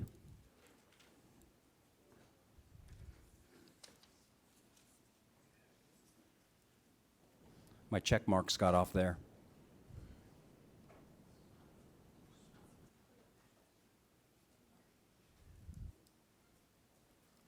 Welcome again, Ashley. Good evening. Tonight I stand here to be the voice of my fellow parents who cannot be at this meeting because they are having dinner with their kids after a long school day as we prepare for spring break ahead of us. I'm also here for my children and all the children who face losing their school and their second homes. Tonight you are making your final decision, which could impact a lot of teachers, students, and parents. I sincerely hope you take into the consideration of the ones who have had all the courage to come up here and speak, advocating for their schools that face the same fate. I hope you take into the consideration the impact this decision will have on low-income families and families who have children with disabilities who face a detrimental change that will affect families who also have children in pre-K and latchkey programs. I hope you've considered the teachers who work day in and day out with their students, building bonds and learning how to work with their students to create a safe learning environment for them to each be specific to each student. Also, the teachers working multiple jobs who cannot be here to fight for their schools in fear of not having a job if they do so. I please ask you to reconsider this proposal and make a change to help our students be able to be successful in their schools without closing them. I cannot stress to you how much this has impacted everyone here tonight, already just within the past few weeks. Everyone feels the stress and everyone feels the pain. So please be the change that we need to turn this around and make a better school system for our children to thrive in because they deserve it. We all stand together to plead with you to not do this to our children, because in my eyes, they're worth more than $16 million. And remember that it does take a village to raise our children, so do not take away that from us. Don't take that away from us, please. And my son Theodore had wrote me a note to read to you guys. He is not comfortable coming up here. He doesn't like to speak in front of large crowds. He says, "My name is Theodore, and I go to Cleveland Elementary, and I'm in the 4th grade, and I love my school. When I heard about my school being closed, it made me mad and sad that I might not see any of my friends next year because my school is going to be closed. I have gone to Cleveland since kindergarten, so school is my home away from home. One of my favorite things to do at school is having lunch with my teachers each week. Whether it's my teacher from last year or my art teacher or my favorite social worker, Miss Dugan. It would be so difficult for me and my friends if we have to switch schools because we love our teachers so very much. I'm here tonight to represent my friends and my teachers and my school. Please consider how many students' lives will be changed if you are closing our schools. Next year, I'd have to go to 5th grade at a new school, and the year after that, I would be going into middle school. That's going to be a lot of stress on me and my friends. So please vote no, so we can keep our schools open and thrive and become future ready within the greater community. Thank you, Ashley.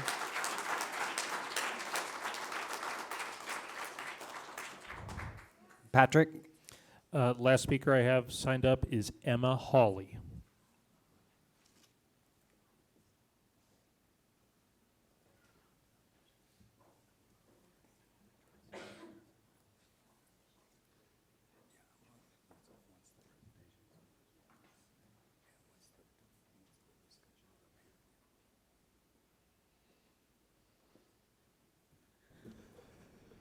Hi, my name is Emma.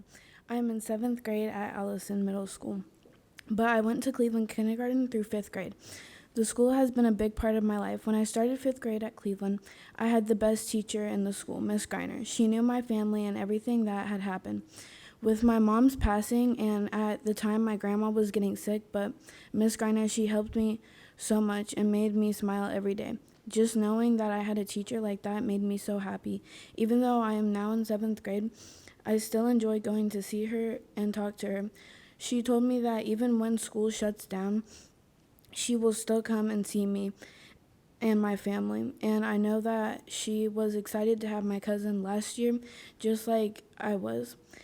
I just love to tell her something new about my life and give her a hug. She gives the best hugs. When I was having a bad day, all I needed is a hug from her, and that would make me feel so much better. So for some people, school is just a place to learn, but for me, it was a place to have friends for life and teachers that understood me, and any kid would be lucky to go to Cleveland and have a cool and have all the cool teachers that are just there, and especially have Miss Greiner. I just wanted to say that closing Cleveland is a bad idea, and that it will be sad to see all of those kids having to go to different schools and try to make new friends. Please vote no and help keep us safe within our neighborhoods by keeping Cleveland open and all of those other schools, so many kids like me have a chance at the best education while surrounding by people we consider family. Thank you. Thank you, Emma.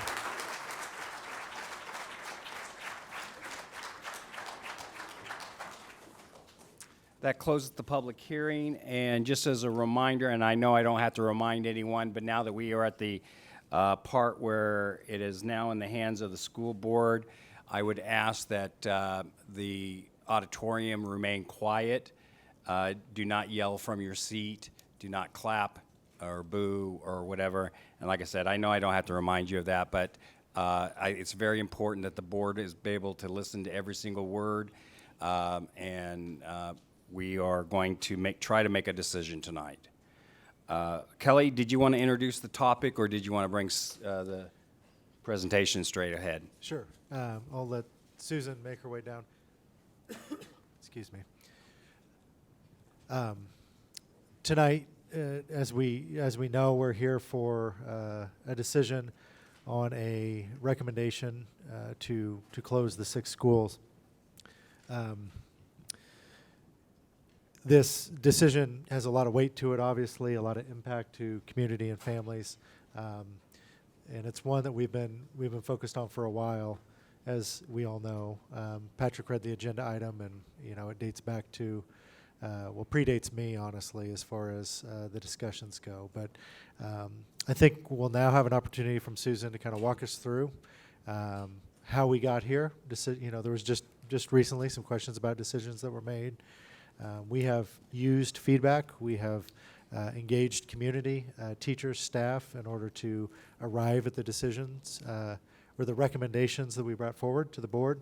It ultimately is up to you to make a choice. And that's why we're here tonight.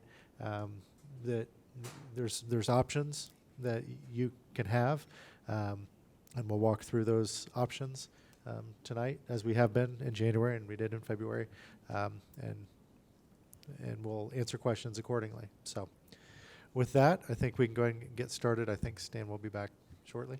So, okay. Well, good evening. I was going to say President Reeser, but he's not available. So Superintendent Bielefeld, Vice President Albert, members of the board. I don't know how anyone can fail to be moved by what we've heard, not only tonight, but at the hearing and through the listening sessions. It certainly has given me personally a lot of food for thought through the process. And as I thought through how to begin tonight's presentation and some of the questions around the financial pieces of how we got here, I wanted to take a kind of a step back a little bit and talk through some of school funding at its core. So I would like to start there tonight. Kind of as you look at the basics of school funding, the majority of our revenue comes in the form of state aid. That state aid is awarded to us through different funding mechanisms. So capital outlay receives state aid to support the expenditures related to our buildings. Bond and interest receives state aid related to expenditures related to bond payments. Our local option budget receives state aid in support of that particular budget that we also apply the mill levy to. Those funds are a mill levy is also applied in those particular fund areas. And for those three in particular, capital outlay is maxed at 8 mills. We can't go any higher than that. The local option budget is maxed at 33% of the general fund. We are not allowed by statute to apply any additional tax effort in that area. And then your bond and interest account is determined by your bond payments. And so the mill levy is somewhat controlled by how much we owe in that area. So as suggestions have come forward as far as looking at the revenue side of our budget, we have really limited options related to any additional tax effort. Where the bulk of our funds come from state aid is actually through the school finance formula. And that formula takes a base aid, which is established through the state legislature, through state law, and multiplies that aid by the full-time equivalents counted on September 20th. And that date is important because when we are looking at the decline in enrollment related to budget, that may not feel the same as students that are in the school because it is related to the count date. That date is important for funding purposes. So we get one shot to count the kids for funding purposes for the bulk of the budget. Additionally, those high needs groups, so special education, bilingual, career and technical ed, those students, their FTE for those respective areas also receive what's called a weighting funding. And so we get additional funds related to those students. And that combination of funding, the base aid times the full-time equivalent plus the weightings, forms the general fund. And the general fund is the engine which operates the bulk of the operational pieces of the district. The majority of your teacher salaries, a lot of your para salaries, your support staff, those are flowing through the general fund, whether through the general fund itself or through one of the weighted funds. The student FTE, if you will, is the fuel that drives the engine. And the more students that we count on 920, or the more students that come to Wichita Public Schools, the more funding we have for programs and expenditures, raises, salaries, benefits. As the number of students and the number of students we're counting declines, the revenues start to shrink. And then as you look at your overall estimation of where revenues are going to fall based on what you believe will happen with enrollment, your planned expenditures have to be adjusted to those revenues. Because as in many states, Kansas does not allow school districts to deficit spend. Your budget has to balance. So what I wanted to do, because our numbers are so large and they're so, it's just, it can be overwhelming. When I think one of the speakers mentioned the $970 million budget, and there's a lot of different pieces in that budget, whether it's restricted or not restricted, it gets very, very complicated very quickly. I did want to kind of walk the board through an illustration related to declining enrollment. Now, there are challenges with when you're a growing district too. When you're a growing district and students continue to come in month over month over month, that in itself is difficult because, again, you get to count students on one date, and then you have to figure out how to fund teachers and additional staff the rest of the time until the next count period comes your way. So growing districts have challenges on one side of that equation. Declining districts have challenges on it from a different perspective. And in this example, it's a fictional district. It's small, so we wanted to take something a little bit more manageable. So we just have a USD 000 created. So this is a district that is in decline, has been very slight decline for several years, but the increases in base aid have somewhat offset those declines. So its budget is about $24 million based on 5,000 FTE. So roughly the size of like a Winfield, give or take. Base aid is $4,800. Then expenditures are determined based on that $24 million revenue. Envision this district in year 2, and that 5,000 FTE student count drops to 4,750. It's a 5% decline. Maybe a company left that community. Maybe something else happened. But let's envision that for a minute. Their revenues, even though there's a base aid increase, their revenues, because that was a fairly large decline in 1 year, falls to $23,512,000. Their planned expenditures, going back into that year 1 of $24 million, applying a wage package for their staff, and knowing that there are increases and decreases that occur during the course of budget planning, they envisioned increasing their budget by $600,000. So you can see that in this particular district's case, their revenues are not enough to cover their planned expenditures, so something needs to occur. And let's just suppose that this district has some dollars in contingency reserve. So the question is, if you're the Board of Education of this particular district, what do you do? So your planned expenditures. Hang on a second, Susan. There's not going to be any discussion from the top down here from here on. Thank you. Go ahead, Susan. So you do have to look at your options. Typically, what districts do when they're faced with expenditures exceeding revenues is they look to cut expenditures, they look at suspending raises, or they do look at ways that they can supplement their revenue. Cutting expenditures can involve things like staff cuts, program changes, and eventually consolidating or closing schools. You see this a lot with small districts in rural Kansas that they look to consolidate with other districts if this is a year-over-year problem for them. Raises, and some of the board members won't have this context, but from 2010 to 2016, staff will remember there were many years we didn't give a wage package ourselves because of frozen or lost revenue. So that is an approach that can be taken. The revenue options, you can do some things to try to beef up your enrollment. Typically not going to help you in that particular year. That's a longer term approach. You can certainly seek grants. There are different things you can do. Again, more long-term an approach, less addressing the immediate need. So then the question becomes, do you use some of those one-time funds that you have available to you to balance your budget?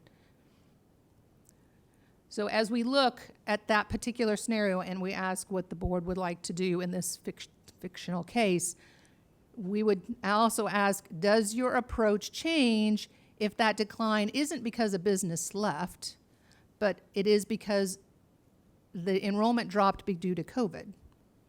Some unknown set of reasons why parents chose not to send their kids to school. And this wasn't just pre-K and K, which you would think, okay, we want to wait and see what happens with COVID. It was all through the elementary system, all levels. So does that impact your decision to cut staff, give no raises, or use one-time money to fill the budget gap? And then additionally, does it change if you have federal funds coming in that are specifically allowed to do that, to maintain your budget so that you don't have to cut positions? So those are the thought processes that this district would need to go through. We had to go through these same thought processes. So if we take this out to, let's take this example out one more year. So let's say our fictional USD decides to use some of their contingency reserve to balance the budget. So their $23 million for revenues, they add the use of $1 million of contingency reserve. So their available revenues now are the $24,600,000 for that year. The budgeted expenditures can move forward with raises, not cutting staff. And so then that balance is spent down. In year 3, the enrollment decline is still there, but nowhere close to as sharp. It's back down to kind of where it normally was for this particular district.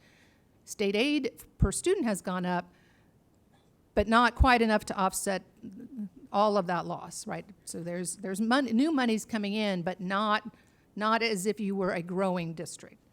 So again, if you take your planned expenditures and give your staff a raise, you're again, in that year 3, short, your expenditures are more than your anticipated revenues by almost $1.2 million. So you spent your one-time funds that allowed you to wait a year. You're now a little bit worse in this case, and now your reserves are down to $912,000. So now what do you do? Does your set of decision-making criteria change? Do you look to contingency and do you wipe your contingency reserve out in full? Do you do a combination of things? There are several options available to boards to address these kind of issues. But these are decisions and choices, not mismanagement. I think this is an important piece. All through this process, information has been shared with the board as far as here's our situation, here are your options, how do you want to proceed? So these were informed decisions that have been made really since fiscal year of 20, when we kind of had that COVID shutdown and then following every subsequent year. So let's walk through those choices.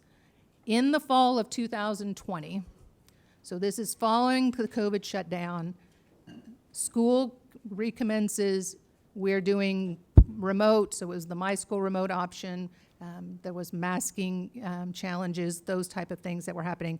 2,600 elementary students either did not come to us for the first time or did not return to us for elementary services. That was a shock to the system. We had not anticipated that situation occurring. Even though we experienced a waiting loss that year, we didn't make any staff changes.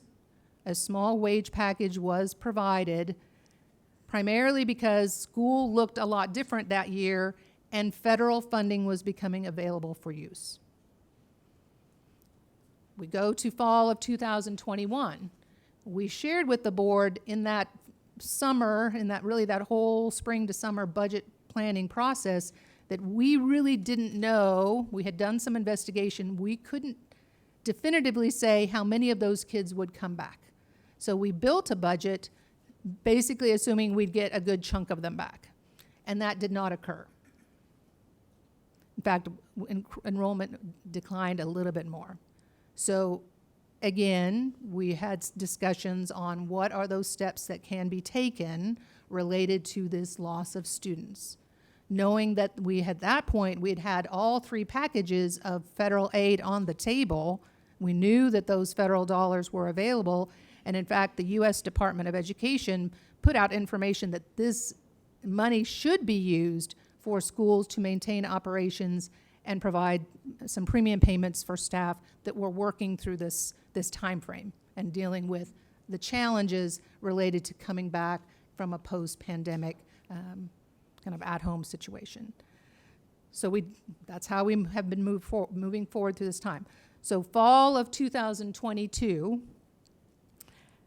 enrollment loss kind of flattens out, but doesn't rebound. In the fall of 22, that 2,600 student loss from 20 hits the budget because we are in a 2-year look back for enrollment. The weightings loss occurred in 20. The enrollment loss for us was felt in the fall of 22, so that's fiscal year 23.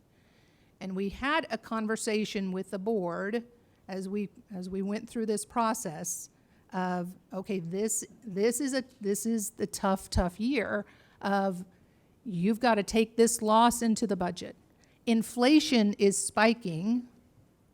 We'd given relatively small increases in 20 and 21 to the base. What did the board want to do? Did the board want to forego a raise, or did the board want to use some of that one-time money knowing that at some point some action would have to be taken related to this decision? And the board at the time said, we can't put this on the backs of our staff. The inflation's high, we're gonna have to do something. And that was really a shift for us away from raises being the last things we considered to raises being towards the top. Not being, well, what's left, that's what we do with raises. It's really saying, no, we have to look at the package as part of no different than a fixed cost item. We've got to cover that. Our staff have to have the ability to address their needs in their homes for compensation purposes. And then in the fall of 20, into this fall, we again, all that time too, we're starting to have a superintendent shift. So some of that is the fact that we were kind of in the process of a superintendent search. What was that going to look like? How were changes going to be made? All of those things were kind of all occurring fall of 22 into the spring of 23. And then as I think we were pretty transparent with that process too. I don't think it came as a shock to our new superintendent, some of those challenges that he was going to have to face as he was coming into the job. So as we starting to look at what do we do as we go into fall of 23, you can really see the impact of that wage change in philosophy in the 2-year package we provided to staff. Because it is important, and we heard it not only in our own staff listening sessions, but we've heard it in a lot of the listening sessions with parents, how important it is to pay staff, pay teachers. We heard that a lot. So I think that shift was exactly what our constituencies wanted from us, was to put that as a top priority. But that decline continued, but again, at that point, fall of 23, we still had a pretty significant chunk of the final package of federal funding remaining. So it would have been a very difficult conversation, not that these aren't difficult altogether, horribly, horribly difficult. But if you have $70 million left of federal funds, is that something you even want to discuss? And that's where we said we've still got federal funds to get us through until we can really start to have the new superintendent gets in the seat, starts to look at things, and we have new board members coming on. We can really put this together to come up with how do we move forward. This is the fact sheet from the Kansas Department of Education on COVID funding. There's a lot of information online. This historic federal funding is the most scrutinized funding we've ever received. You can't even spend it until you filed an application that had to go through 3 vetting processes. So we've had to file and have it reviewed by an external committee that was formed statewide. So teachers, administrators, parents, all types of groups sat on this committee. They had to review those ESSER fund applications to see if what you were proposing to spend with your ESSER funds met the criteria established by the federal government for use of funds, and that you had rationale for why you were doing what you had proposed to do. What data were you going to look at, if it was an initiative, if it was maintaining operations, what would have been the recourse if you didn't do that? So all of that information had to be included in our application. After the committee vetted it, the Kansas Department of Education staff vetted it, and then it went to the state board for final approval. And no dollars could have been spent out of that. The second and third, the first one allowed for flexibility. The second and third had to go through the application process. And then we report quarterly on all of our spending. We actually had scheduled to have all the data through 12/31 online. We stopped to work on some of these things, so that's now back on the front burner for immediate, because we've, again, hearing a lot of the questions. We want to get something online as far as that ESSER spending this week. But again, from just where did that money go, the big categories of spend in ESSER were technology, and that was primarily in the first and second packages. Probably close to $37 million in technology, various forms to get students to be able to do remote, as remote was our option back in the 2021 school year. Behavior and support positions, a significant amount of money there. Summer school, we had shared that was about a $6 million cost for the district per year. Facility improvements, safety, bonuses for staff, mentor programs, school-based needs, so what the principals needed to do at their particular schools, and then maintenance of operations or to prevent layoffs. Those are the big categories of spend for us. And as we put that online, you'll see those dollars reflected in each of those buckets. We'll probably use the 15 reasons that they give us, but it fits into one of those major categories. So we had a lot of questions. Well, how did the district end up in this $42 million situation? So, I'm going to talk about cash reserves, but that is different. Cash reserves are they're in a related conversation, but it's not the same as the budget. And I think one of the speakers actually indicated that when she went back and looked at the budget numbers, she was able to provide you a new number. This particular item is limited to the general fund and the local option budget, primarily because those, again, are the engine of the district. Capital outlay is restricted, the bond and interest is restricted, special reserves are restricted. There's a lot of funds that come into our total budget that aren't necessarily what we're using to pay staff and cover operational costs. So we wanted to focus right now on the operational pieces of the district. We're going to look at reserves here in a minute. But we anticipate revenues based on enrollment. So, and I'm actually included both the general fund and the local option budget in this estimate of close to $576 million between those two funds.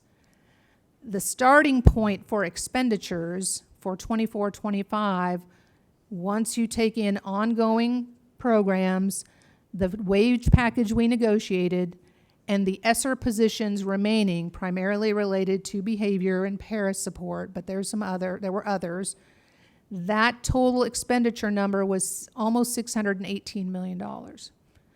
So that's the expenditures over revenues, similar to our earlier example, but on much bigger scale, of why we're $42 million with heavy in expenditures based on the revenues coming in related to primarily enrollment. That's where that's coming from. Why did we start there? Why did we put those into that expenditure plan? Because of the feedback we've received through various meetings, various opportunities for feedback, but over and over, and even some of this night, keep the mental health and supports for students, keep that additional level of para support, protect wages for staff, maintain reasonable class size, that's important, and get those certified teachers into vacancies where we can, right? And maybe not specifically, but we need certified teachers. And again, the student and family engagement pieces are critical as well. All of those things are important. There isn't really anything we do that isn't important, as evidenced even by our conversations around like AVID. AVID became quite a conversation point when we start to try to roll some of those things back. And every program has a similar footprint in the district, and it's similarly hard to start to scale back when funds get tight. They're just very difficult conversations, no matter which option you discuss, no matter which option is on the table. But what we did start, because we heard that loud and clear, start with non-school spending. And we did. We got to $9 million. That was 5% on all non-school budgets. So that's like finance, legal, all of those, and a whole lot of others. But that's a $3 million savings. You have ESSER-funded positions that were not specifically school-based, so not in those behavior categories. They were support, they were different administrative type things, and those we decided we don't have the ability to continue those. So those people will have to go into some of the vacancies that we've talked about. We've cut the Aspiring Building Leader Intern program, very solid program, but we don't have sufficient funds to continue it. The AVID reductions we've talked about, some SPED para-attrition. Then we had some 0.5 positions that we thought we could collapse into the budget and help support the ongoing paras with benefits and hours. And then the START, and I say START because a lot of this last line work will move into phase 3, are non-school and administrative position cuts. So we had quoted earlier in the last few presentations, we were at 8. So that total will increase in phase 3, but right now that gives us $9 million of cuts related to that $617 million overall spend number. So that brought us to having to do something more with $33 million left on the table. The phase 3, which is the administrative cuts, was not time sensitive other than we want to have it done by the end of the fiscal year.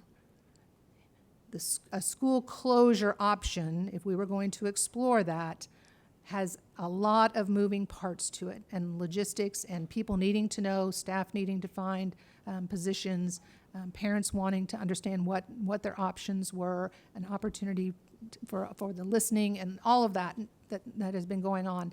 That moved it to a phase 2 versus it being the last thing we would look at. Because normally that would really be the last resort that we would want to make is a school closure.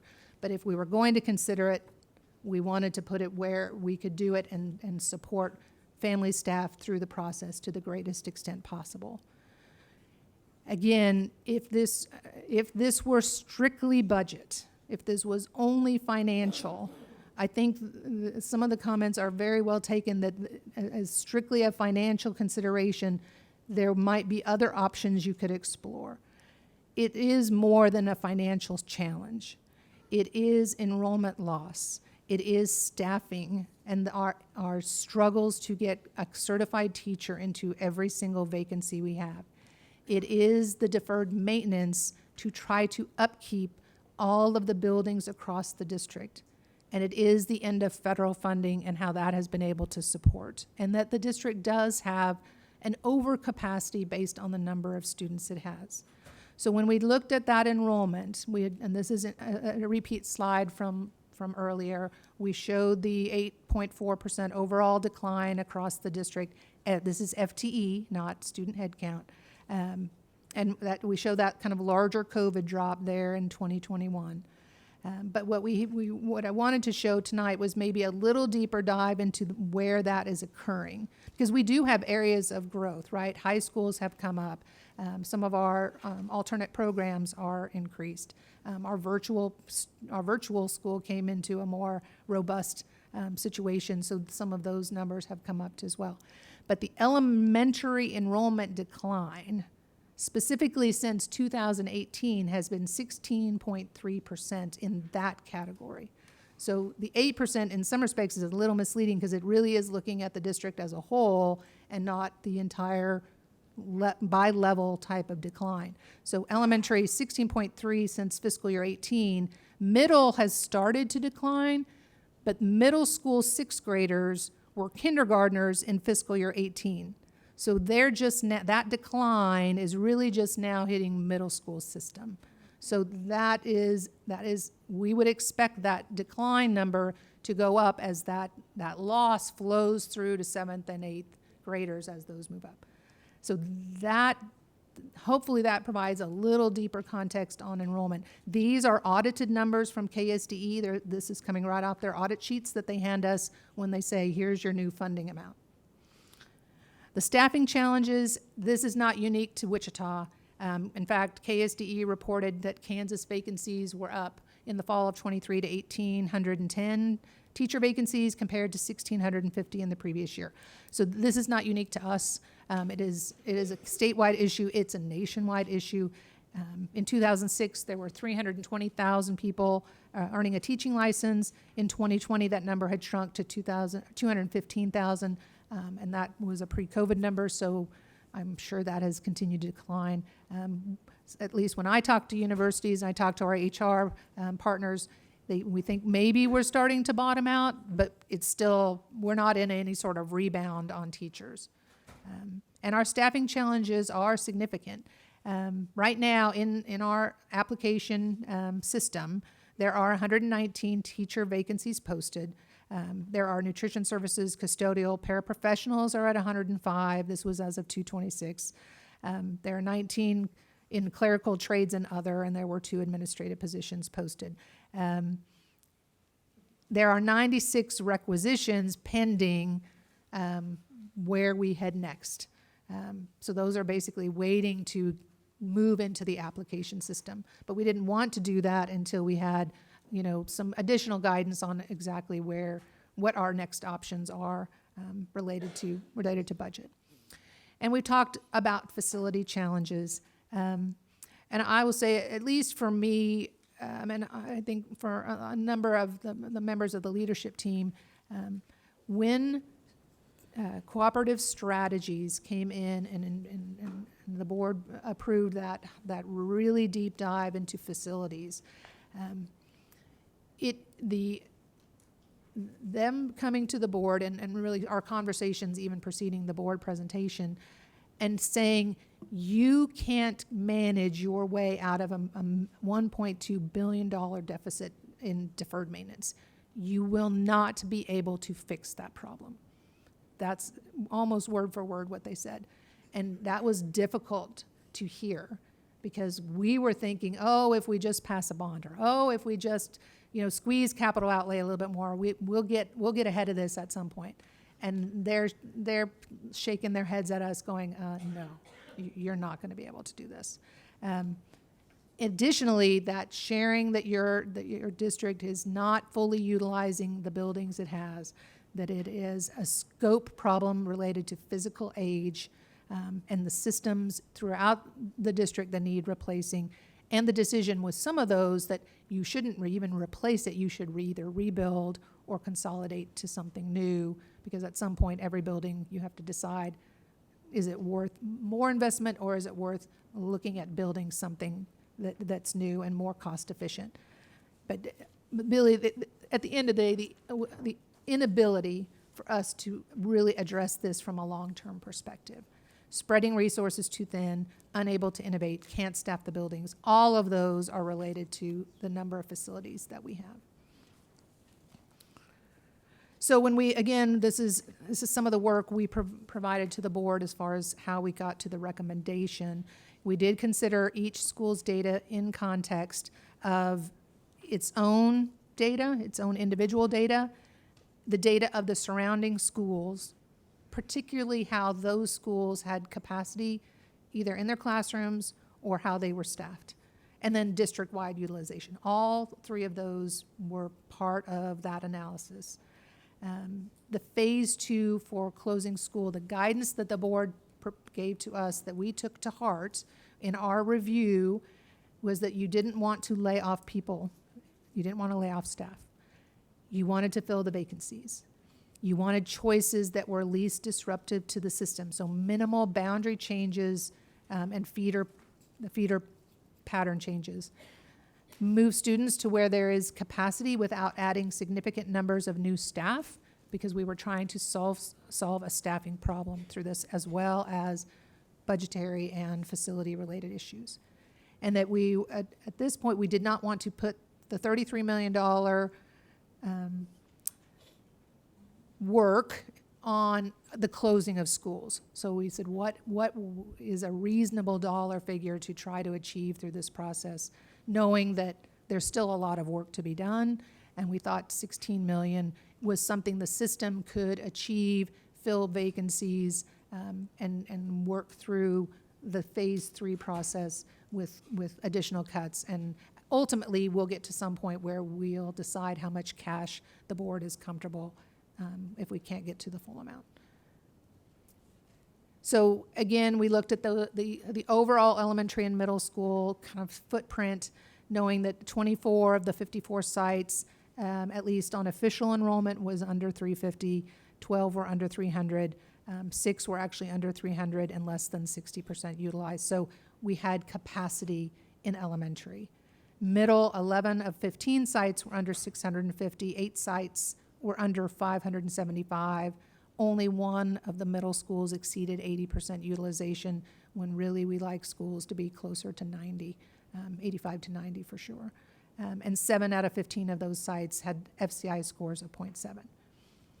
Now, as we got into that criteria, it wasn't a one-size-fit-all plan. This wasn't, we'll take the top 5 or 6 FCI scores, because each one of those components, the individual data, the larger scope of looking at the surrounding schools and determining who had capacity, that all of that had to be looked at in every scenario that we ran.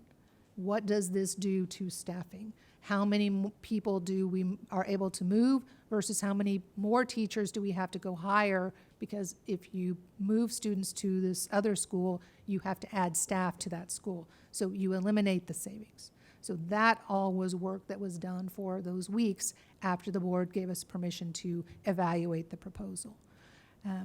In some cases, 2 in particular, right, Cleveland and Jardine, it was looking at the magnet status, looking at where we had a redundant theme, looking at where the enrollment was perhaps lower than the district's level of 350, and analyzing where those students could go without impacting a whole lot of staff additions, because we don't have the staff to do that. Middle school was a little bit different in that became much more of a conversation around the classroom size. We definitely looked at FCI. We looked at the locations that had under 600 students. We looked at magnet.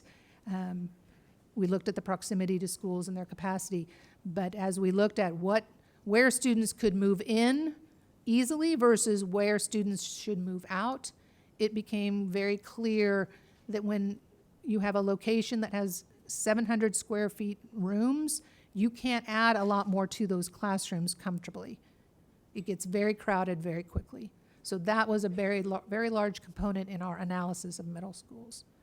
So when we looked at middle, Hadley at 0.62 FCI, 51% utilization, less than 500 impacted students, high teacher vacancies at that location, 57% of their classrooms under 700 square feet, and close to a 19% enrollment drop over 4 years. And there was capacity at the neighborhood schools with minimal staff adds. There are staff adds. We'll cover that as far as how we came up with our overall savings number. Jardine, 70% of Jardine's classrooms are under 700 square feet. Very difficult to push students into Jardine, and the magnet process will self-correct some of those through the system. Again, and I understand as I'm saying this, and it's hard to say it and not understand that behind all of this data, there is so much emotion. Very, very difficult. And I'm not minimizing any of that, but I want to go through the facts as we looked at them.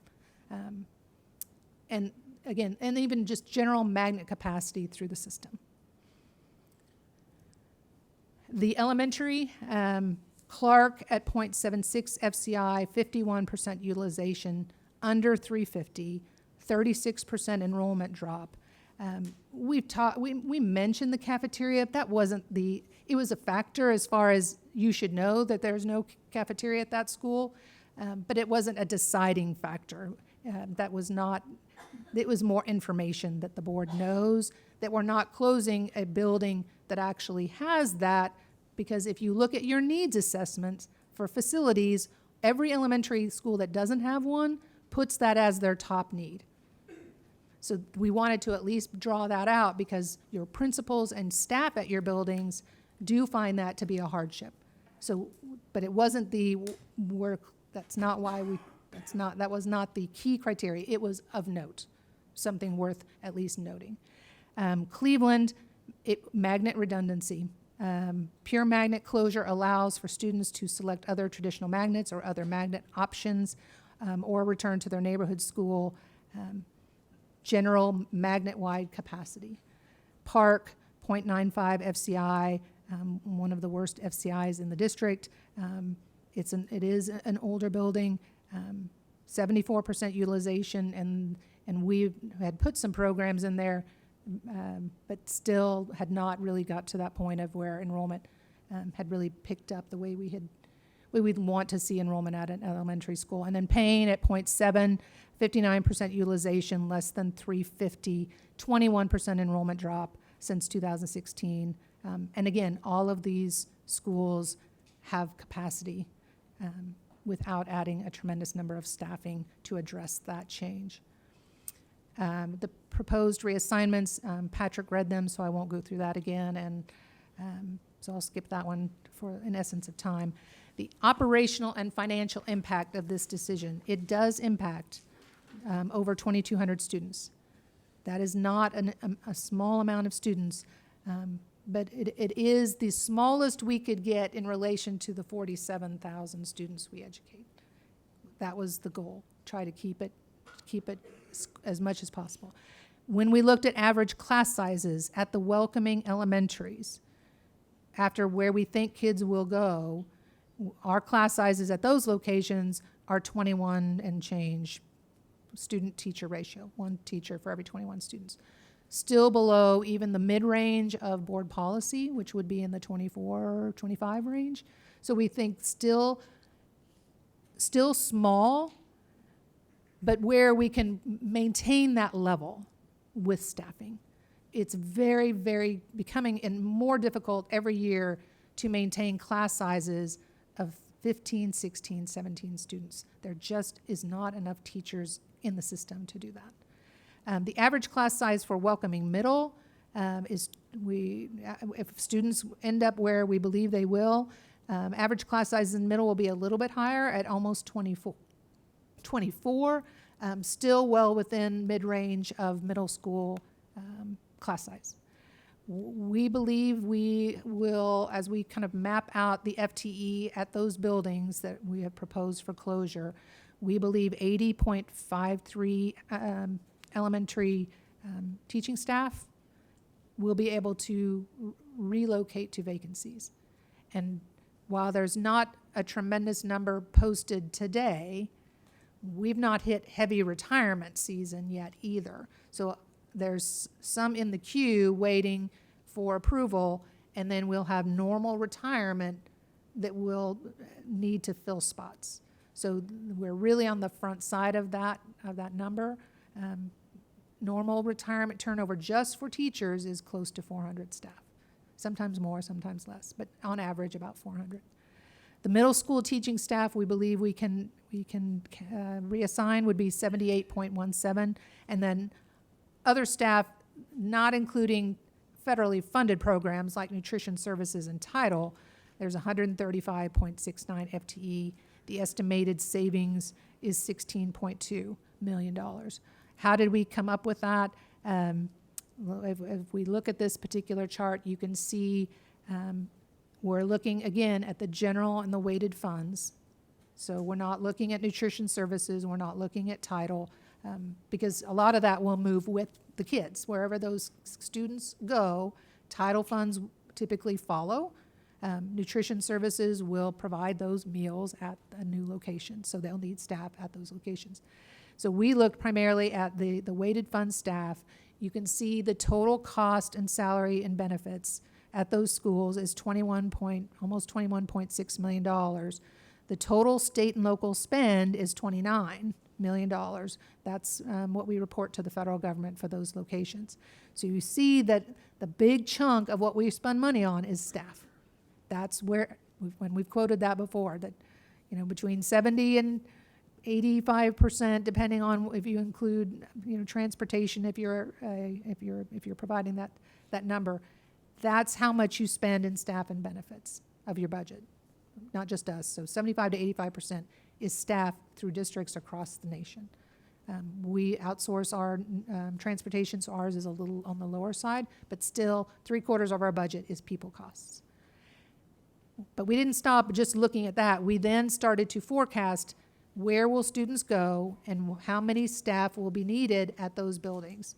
And that highlighted number was really what kind of finalized the proposal, because in all other scenarios we were running, that number was $8, $9, $10, $11, $12 million to add staff to other respective buildings. A lot of that is because some of those other elementaries, particularly as you get further out from the center part of the city, we've been trimming elementary staff for a number of years now. So we would have had to add classrooms back. They did not have the capacity based on their enrollment and their teaching staff. So this particular set of schools gave us the greatest opportunity to get teachers into positions that we need them to be across the district. So that's the behind the scenes on that number, which would bring us from phase 1 and phase 2 down to $16.8 million left to deal with in phase 3. And as we look at phase 3 work, we will be looking significantly at the administrative buildings. So AMAC, the Information Technology Group, the School Service Center, all non-classroom supports that kind of live outside of buildings, all attrition, so any position that turns gets automatically held. Nothing will get through the gate until we've had a chance to look at it and see if that position needs to continue to move forward. And there most likely will be additional program cuts, particularly to those budgets, so that will impact things like travel, supplementals in those particular budget lines, and other types of expenditures that I think have been mentioned previously. So I want to talk a little bit about cash reserves before we kind of get to the next steps here. There were several speakers at the hearing that talked a lot about our cash reserves and that July 1st number. And we do have cash reserves. That is absolutely a fact. In fact, in what we call the restricted funds, there's $264.5 million in cash reserves. Unfortunately, they were funds that were either raised for a particular purpose or donated for a particular purpose, like gifts and grants, or restricted by statute. So it cannot come out of those reserves to go take care of the $42 million that we are over in expenditures compared to anticipated revenues. So capital outlay, you cannot transfer out of capital outlay back to the general fund. You can't do that with textbooks. Once you've planned for your textbook adoptions, it cannot come back to the general fund. You can't do it on bond and interest. Our special reserve, which is our health insurance reserve, health, work comp, and property casualty, that is a significant amount of money. But understand, we self-insure. We pay claims directly each month. So the variations that people see in the amounts are because sometimes our prescription costs, for example, may run $2 million, but the next month we may have $4 million. Some of it is how it crosses the end of each month. So there are a lot of variations, but we self-insure that. We self-insure for property claims, which is why on the insurance matter, we're not paying an insurance carrier X number of dollars each month to pay for whatever claims come up. We're paying the claims until they hit a deductible. So every company is different on how they handle this. We are large enough, being the third largest employer in the state, or in the kind of metro area, largest district in the state of Kansas, and we employ a significant amount of people, and the board has put in $690 for employees' health. That number hasn't changed in years, so that budgetary item has not increased.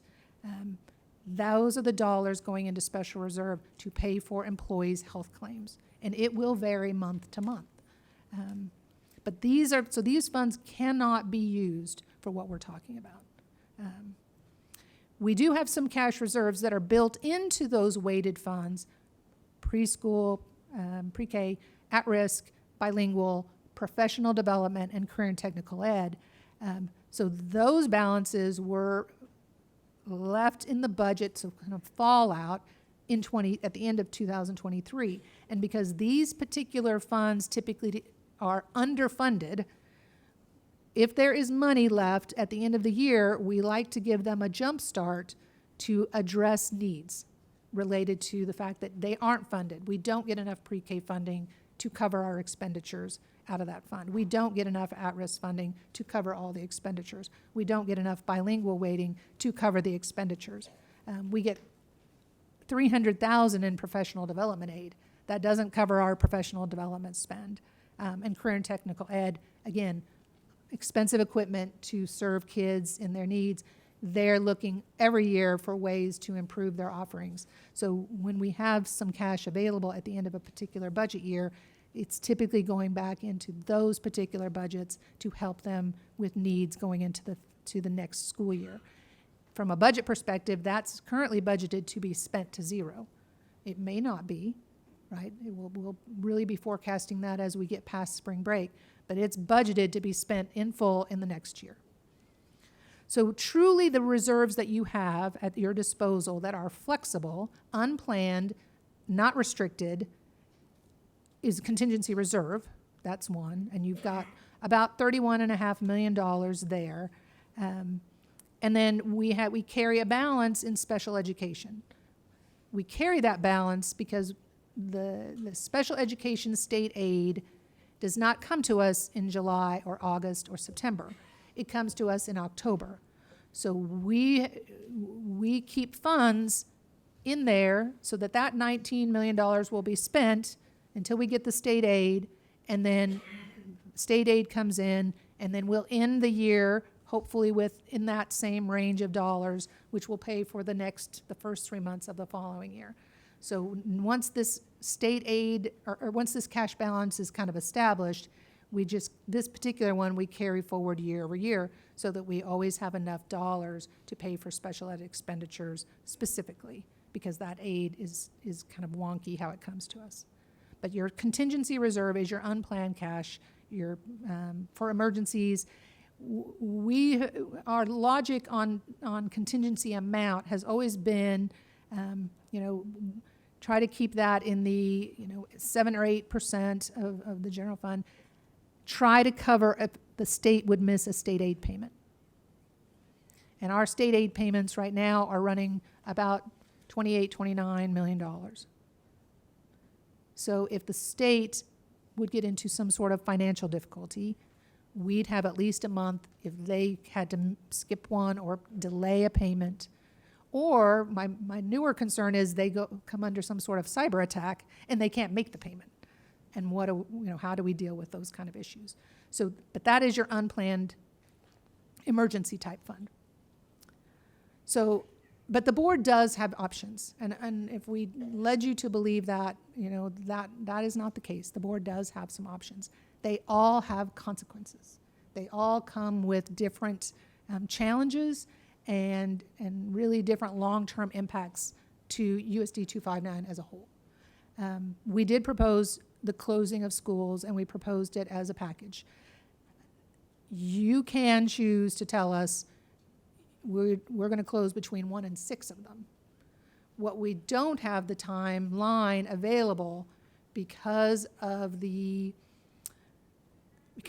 work it takes to get to that cost savings number and all of the hearing requirements and all the listening sessions you want to do to go back and pick a different set of 6 under a different set of criteria.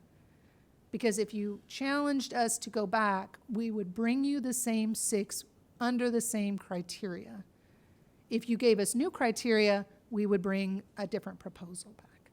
But at this point, to do that is probably not feasible for this fiscal year. We would be then pushed into those options below. But you're the board. I'm just here to give you the options. You can close them all. You can close between 1 and 6. What you really can't do is provide us at this point. We're going to scrap those criteria we set out, the guidelines we set out. We're going to give you new criteria and guidelines. We want to do this again.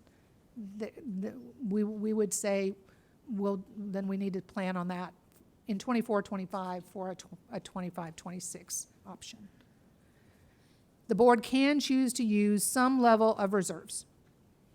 Understand, right, that it was the use of one-time money to a certain extent that how we're here, which again, that's a fair item to look at in context.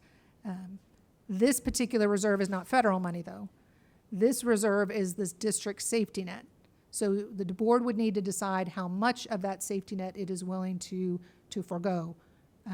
We would advise you to look at that option carefully,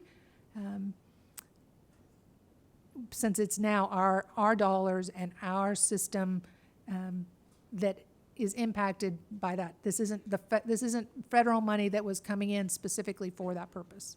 This is truly the district's one unrestricted safety net it has.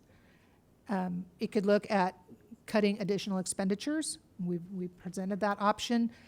It would most likely, if the closure option comes off the table, we would again place as many teachers in vacancies as we absolutely could. Given the scope, I don't know that we wouldn't have some sort of layoff situation when looked at both phase 2 and phase 3. A little early, but that's where we would most likely be heading. Or you can do some combination of all of those options. But I said, each one of those choices has consequences. I think you've heard tonight the impact to students and family and staff is significant for these impacted buildings. The use of reserves delays the action, whether it's these schools or a different set of 6, and it reduces those reserves to dangerously low levels and from our financial position. Cutting expenditures doesn't help your staffing situation, potentially exacerbates it, ignores the feedback that you're getting from staff to keep particular positions in place. It does impact all the district, so cuts would be more of across the board. And it certainly doesn't address the fact that you've got these big deferred maintenance issues out there related to all these buildings. Again, and the phases did contemplate some combination of the options. That was the phased approach, is you do some combination of school closure, some combination of reserves, and some combination of cutting expenditures. So if you want us to, reevaluate the phases based on not closing schools, obviously we have to lean heavier on the other options that are available to us. So we had shown this slide previously, right? There are pros to the building closure related to deferred maintenance, having those FTE available to move into teaching vacancies, focusing resources for the remaining buildings, and overall efficiency use of the space that we have, kind of that whole efficient use of tax dollars through the system. The cons are there. Impact to students, parents, staff, this relatively quick timeline, which I think that you heard that tonight, a lot of concern about the speed. That's a tough one, right? Because it does feel fast. For us that have kind of been living the situation for a number of years, it probably doesn't feel quite as fast, but for those that are just getting engaged in this process, it's very fast. That we don't have that master plan, so that it's very dissatisfying to not know what's happening with the buildings. That's coming. That's part of our master planning process, but we don't have it yet. And that we still will have to make a few targeted boundary changes.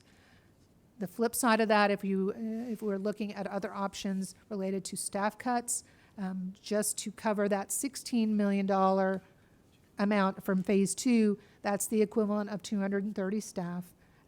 It could be a combination of other types of cuts, but each one of those is a difficult conversation in and of themselves. The pro is that it defers the closing of buildings. That's your pro. The con is it worsens your staffing challenges. It impacts every building, every student in some fashion, every department, some more than others, but it has a much broader impact. If you lose cash, again, the pros and cons of the building closures really don't change. The pros and cons, again, the pro is you defer a decision for a year. Once the cash is gone, we have less opportunity to make it easier for staff. So we can't offer the pay protection. We can't offer the things that we're offering because there's no cash left to do that. So and really the stress on the system, we're hearing, at least from staff, this unknown, what are we going to do, when are we going to know, is very difficult on that side. So it's difficult it seems speedy from a parent and student perspective. From a staff side, they just want to know what's happening, where are we going, when are we going to know, how soon are you going to tell us? So again, options are available. This was not a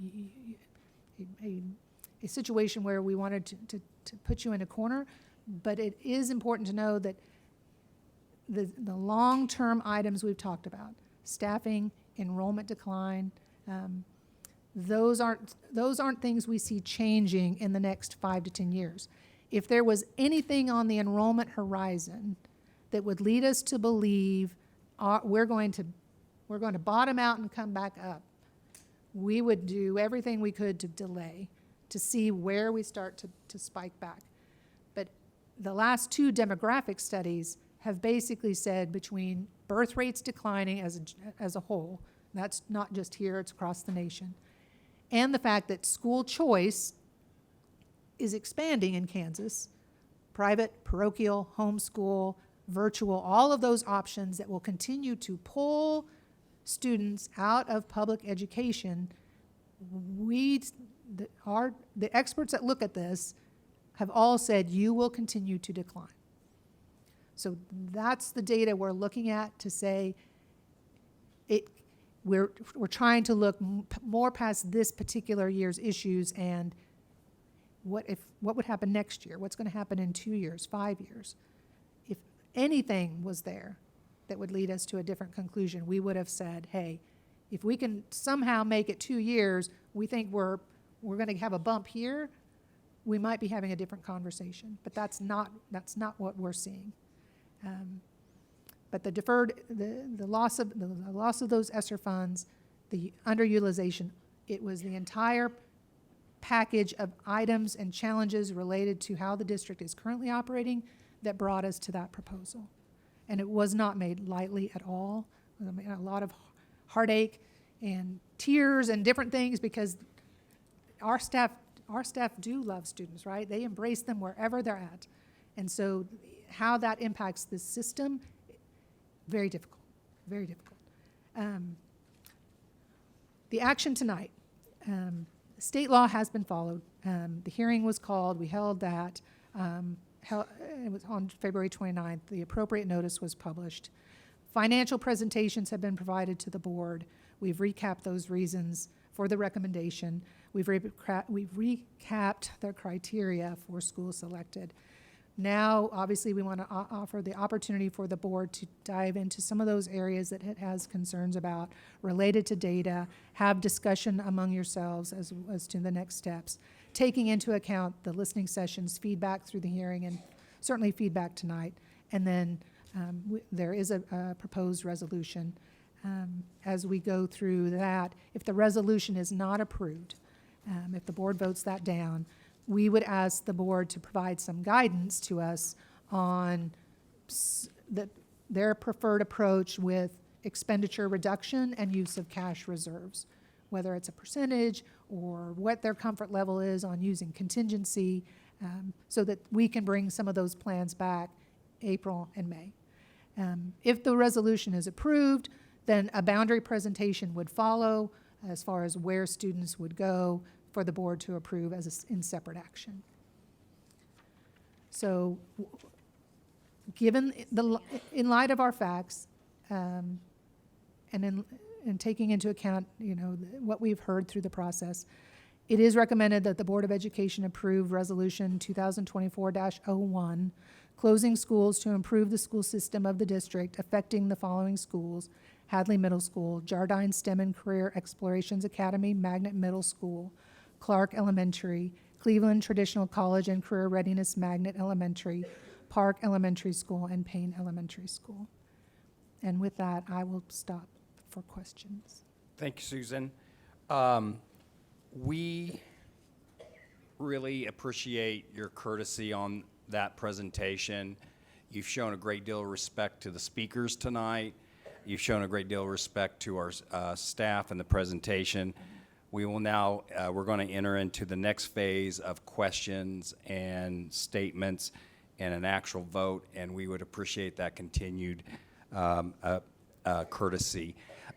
Since this, the speakers took a long time tonight, and the presentation was very necessary, we're going to take a 10-minute break and then come back, and the discussion will be closed to the board.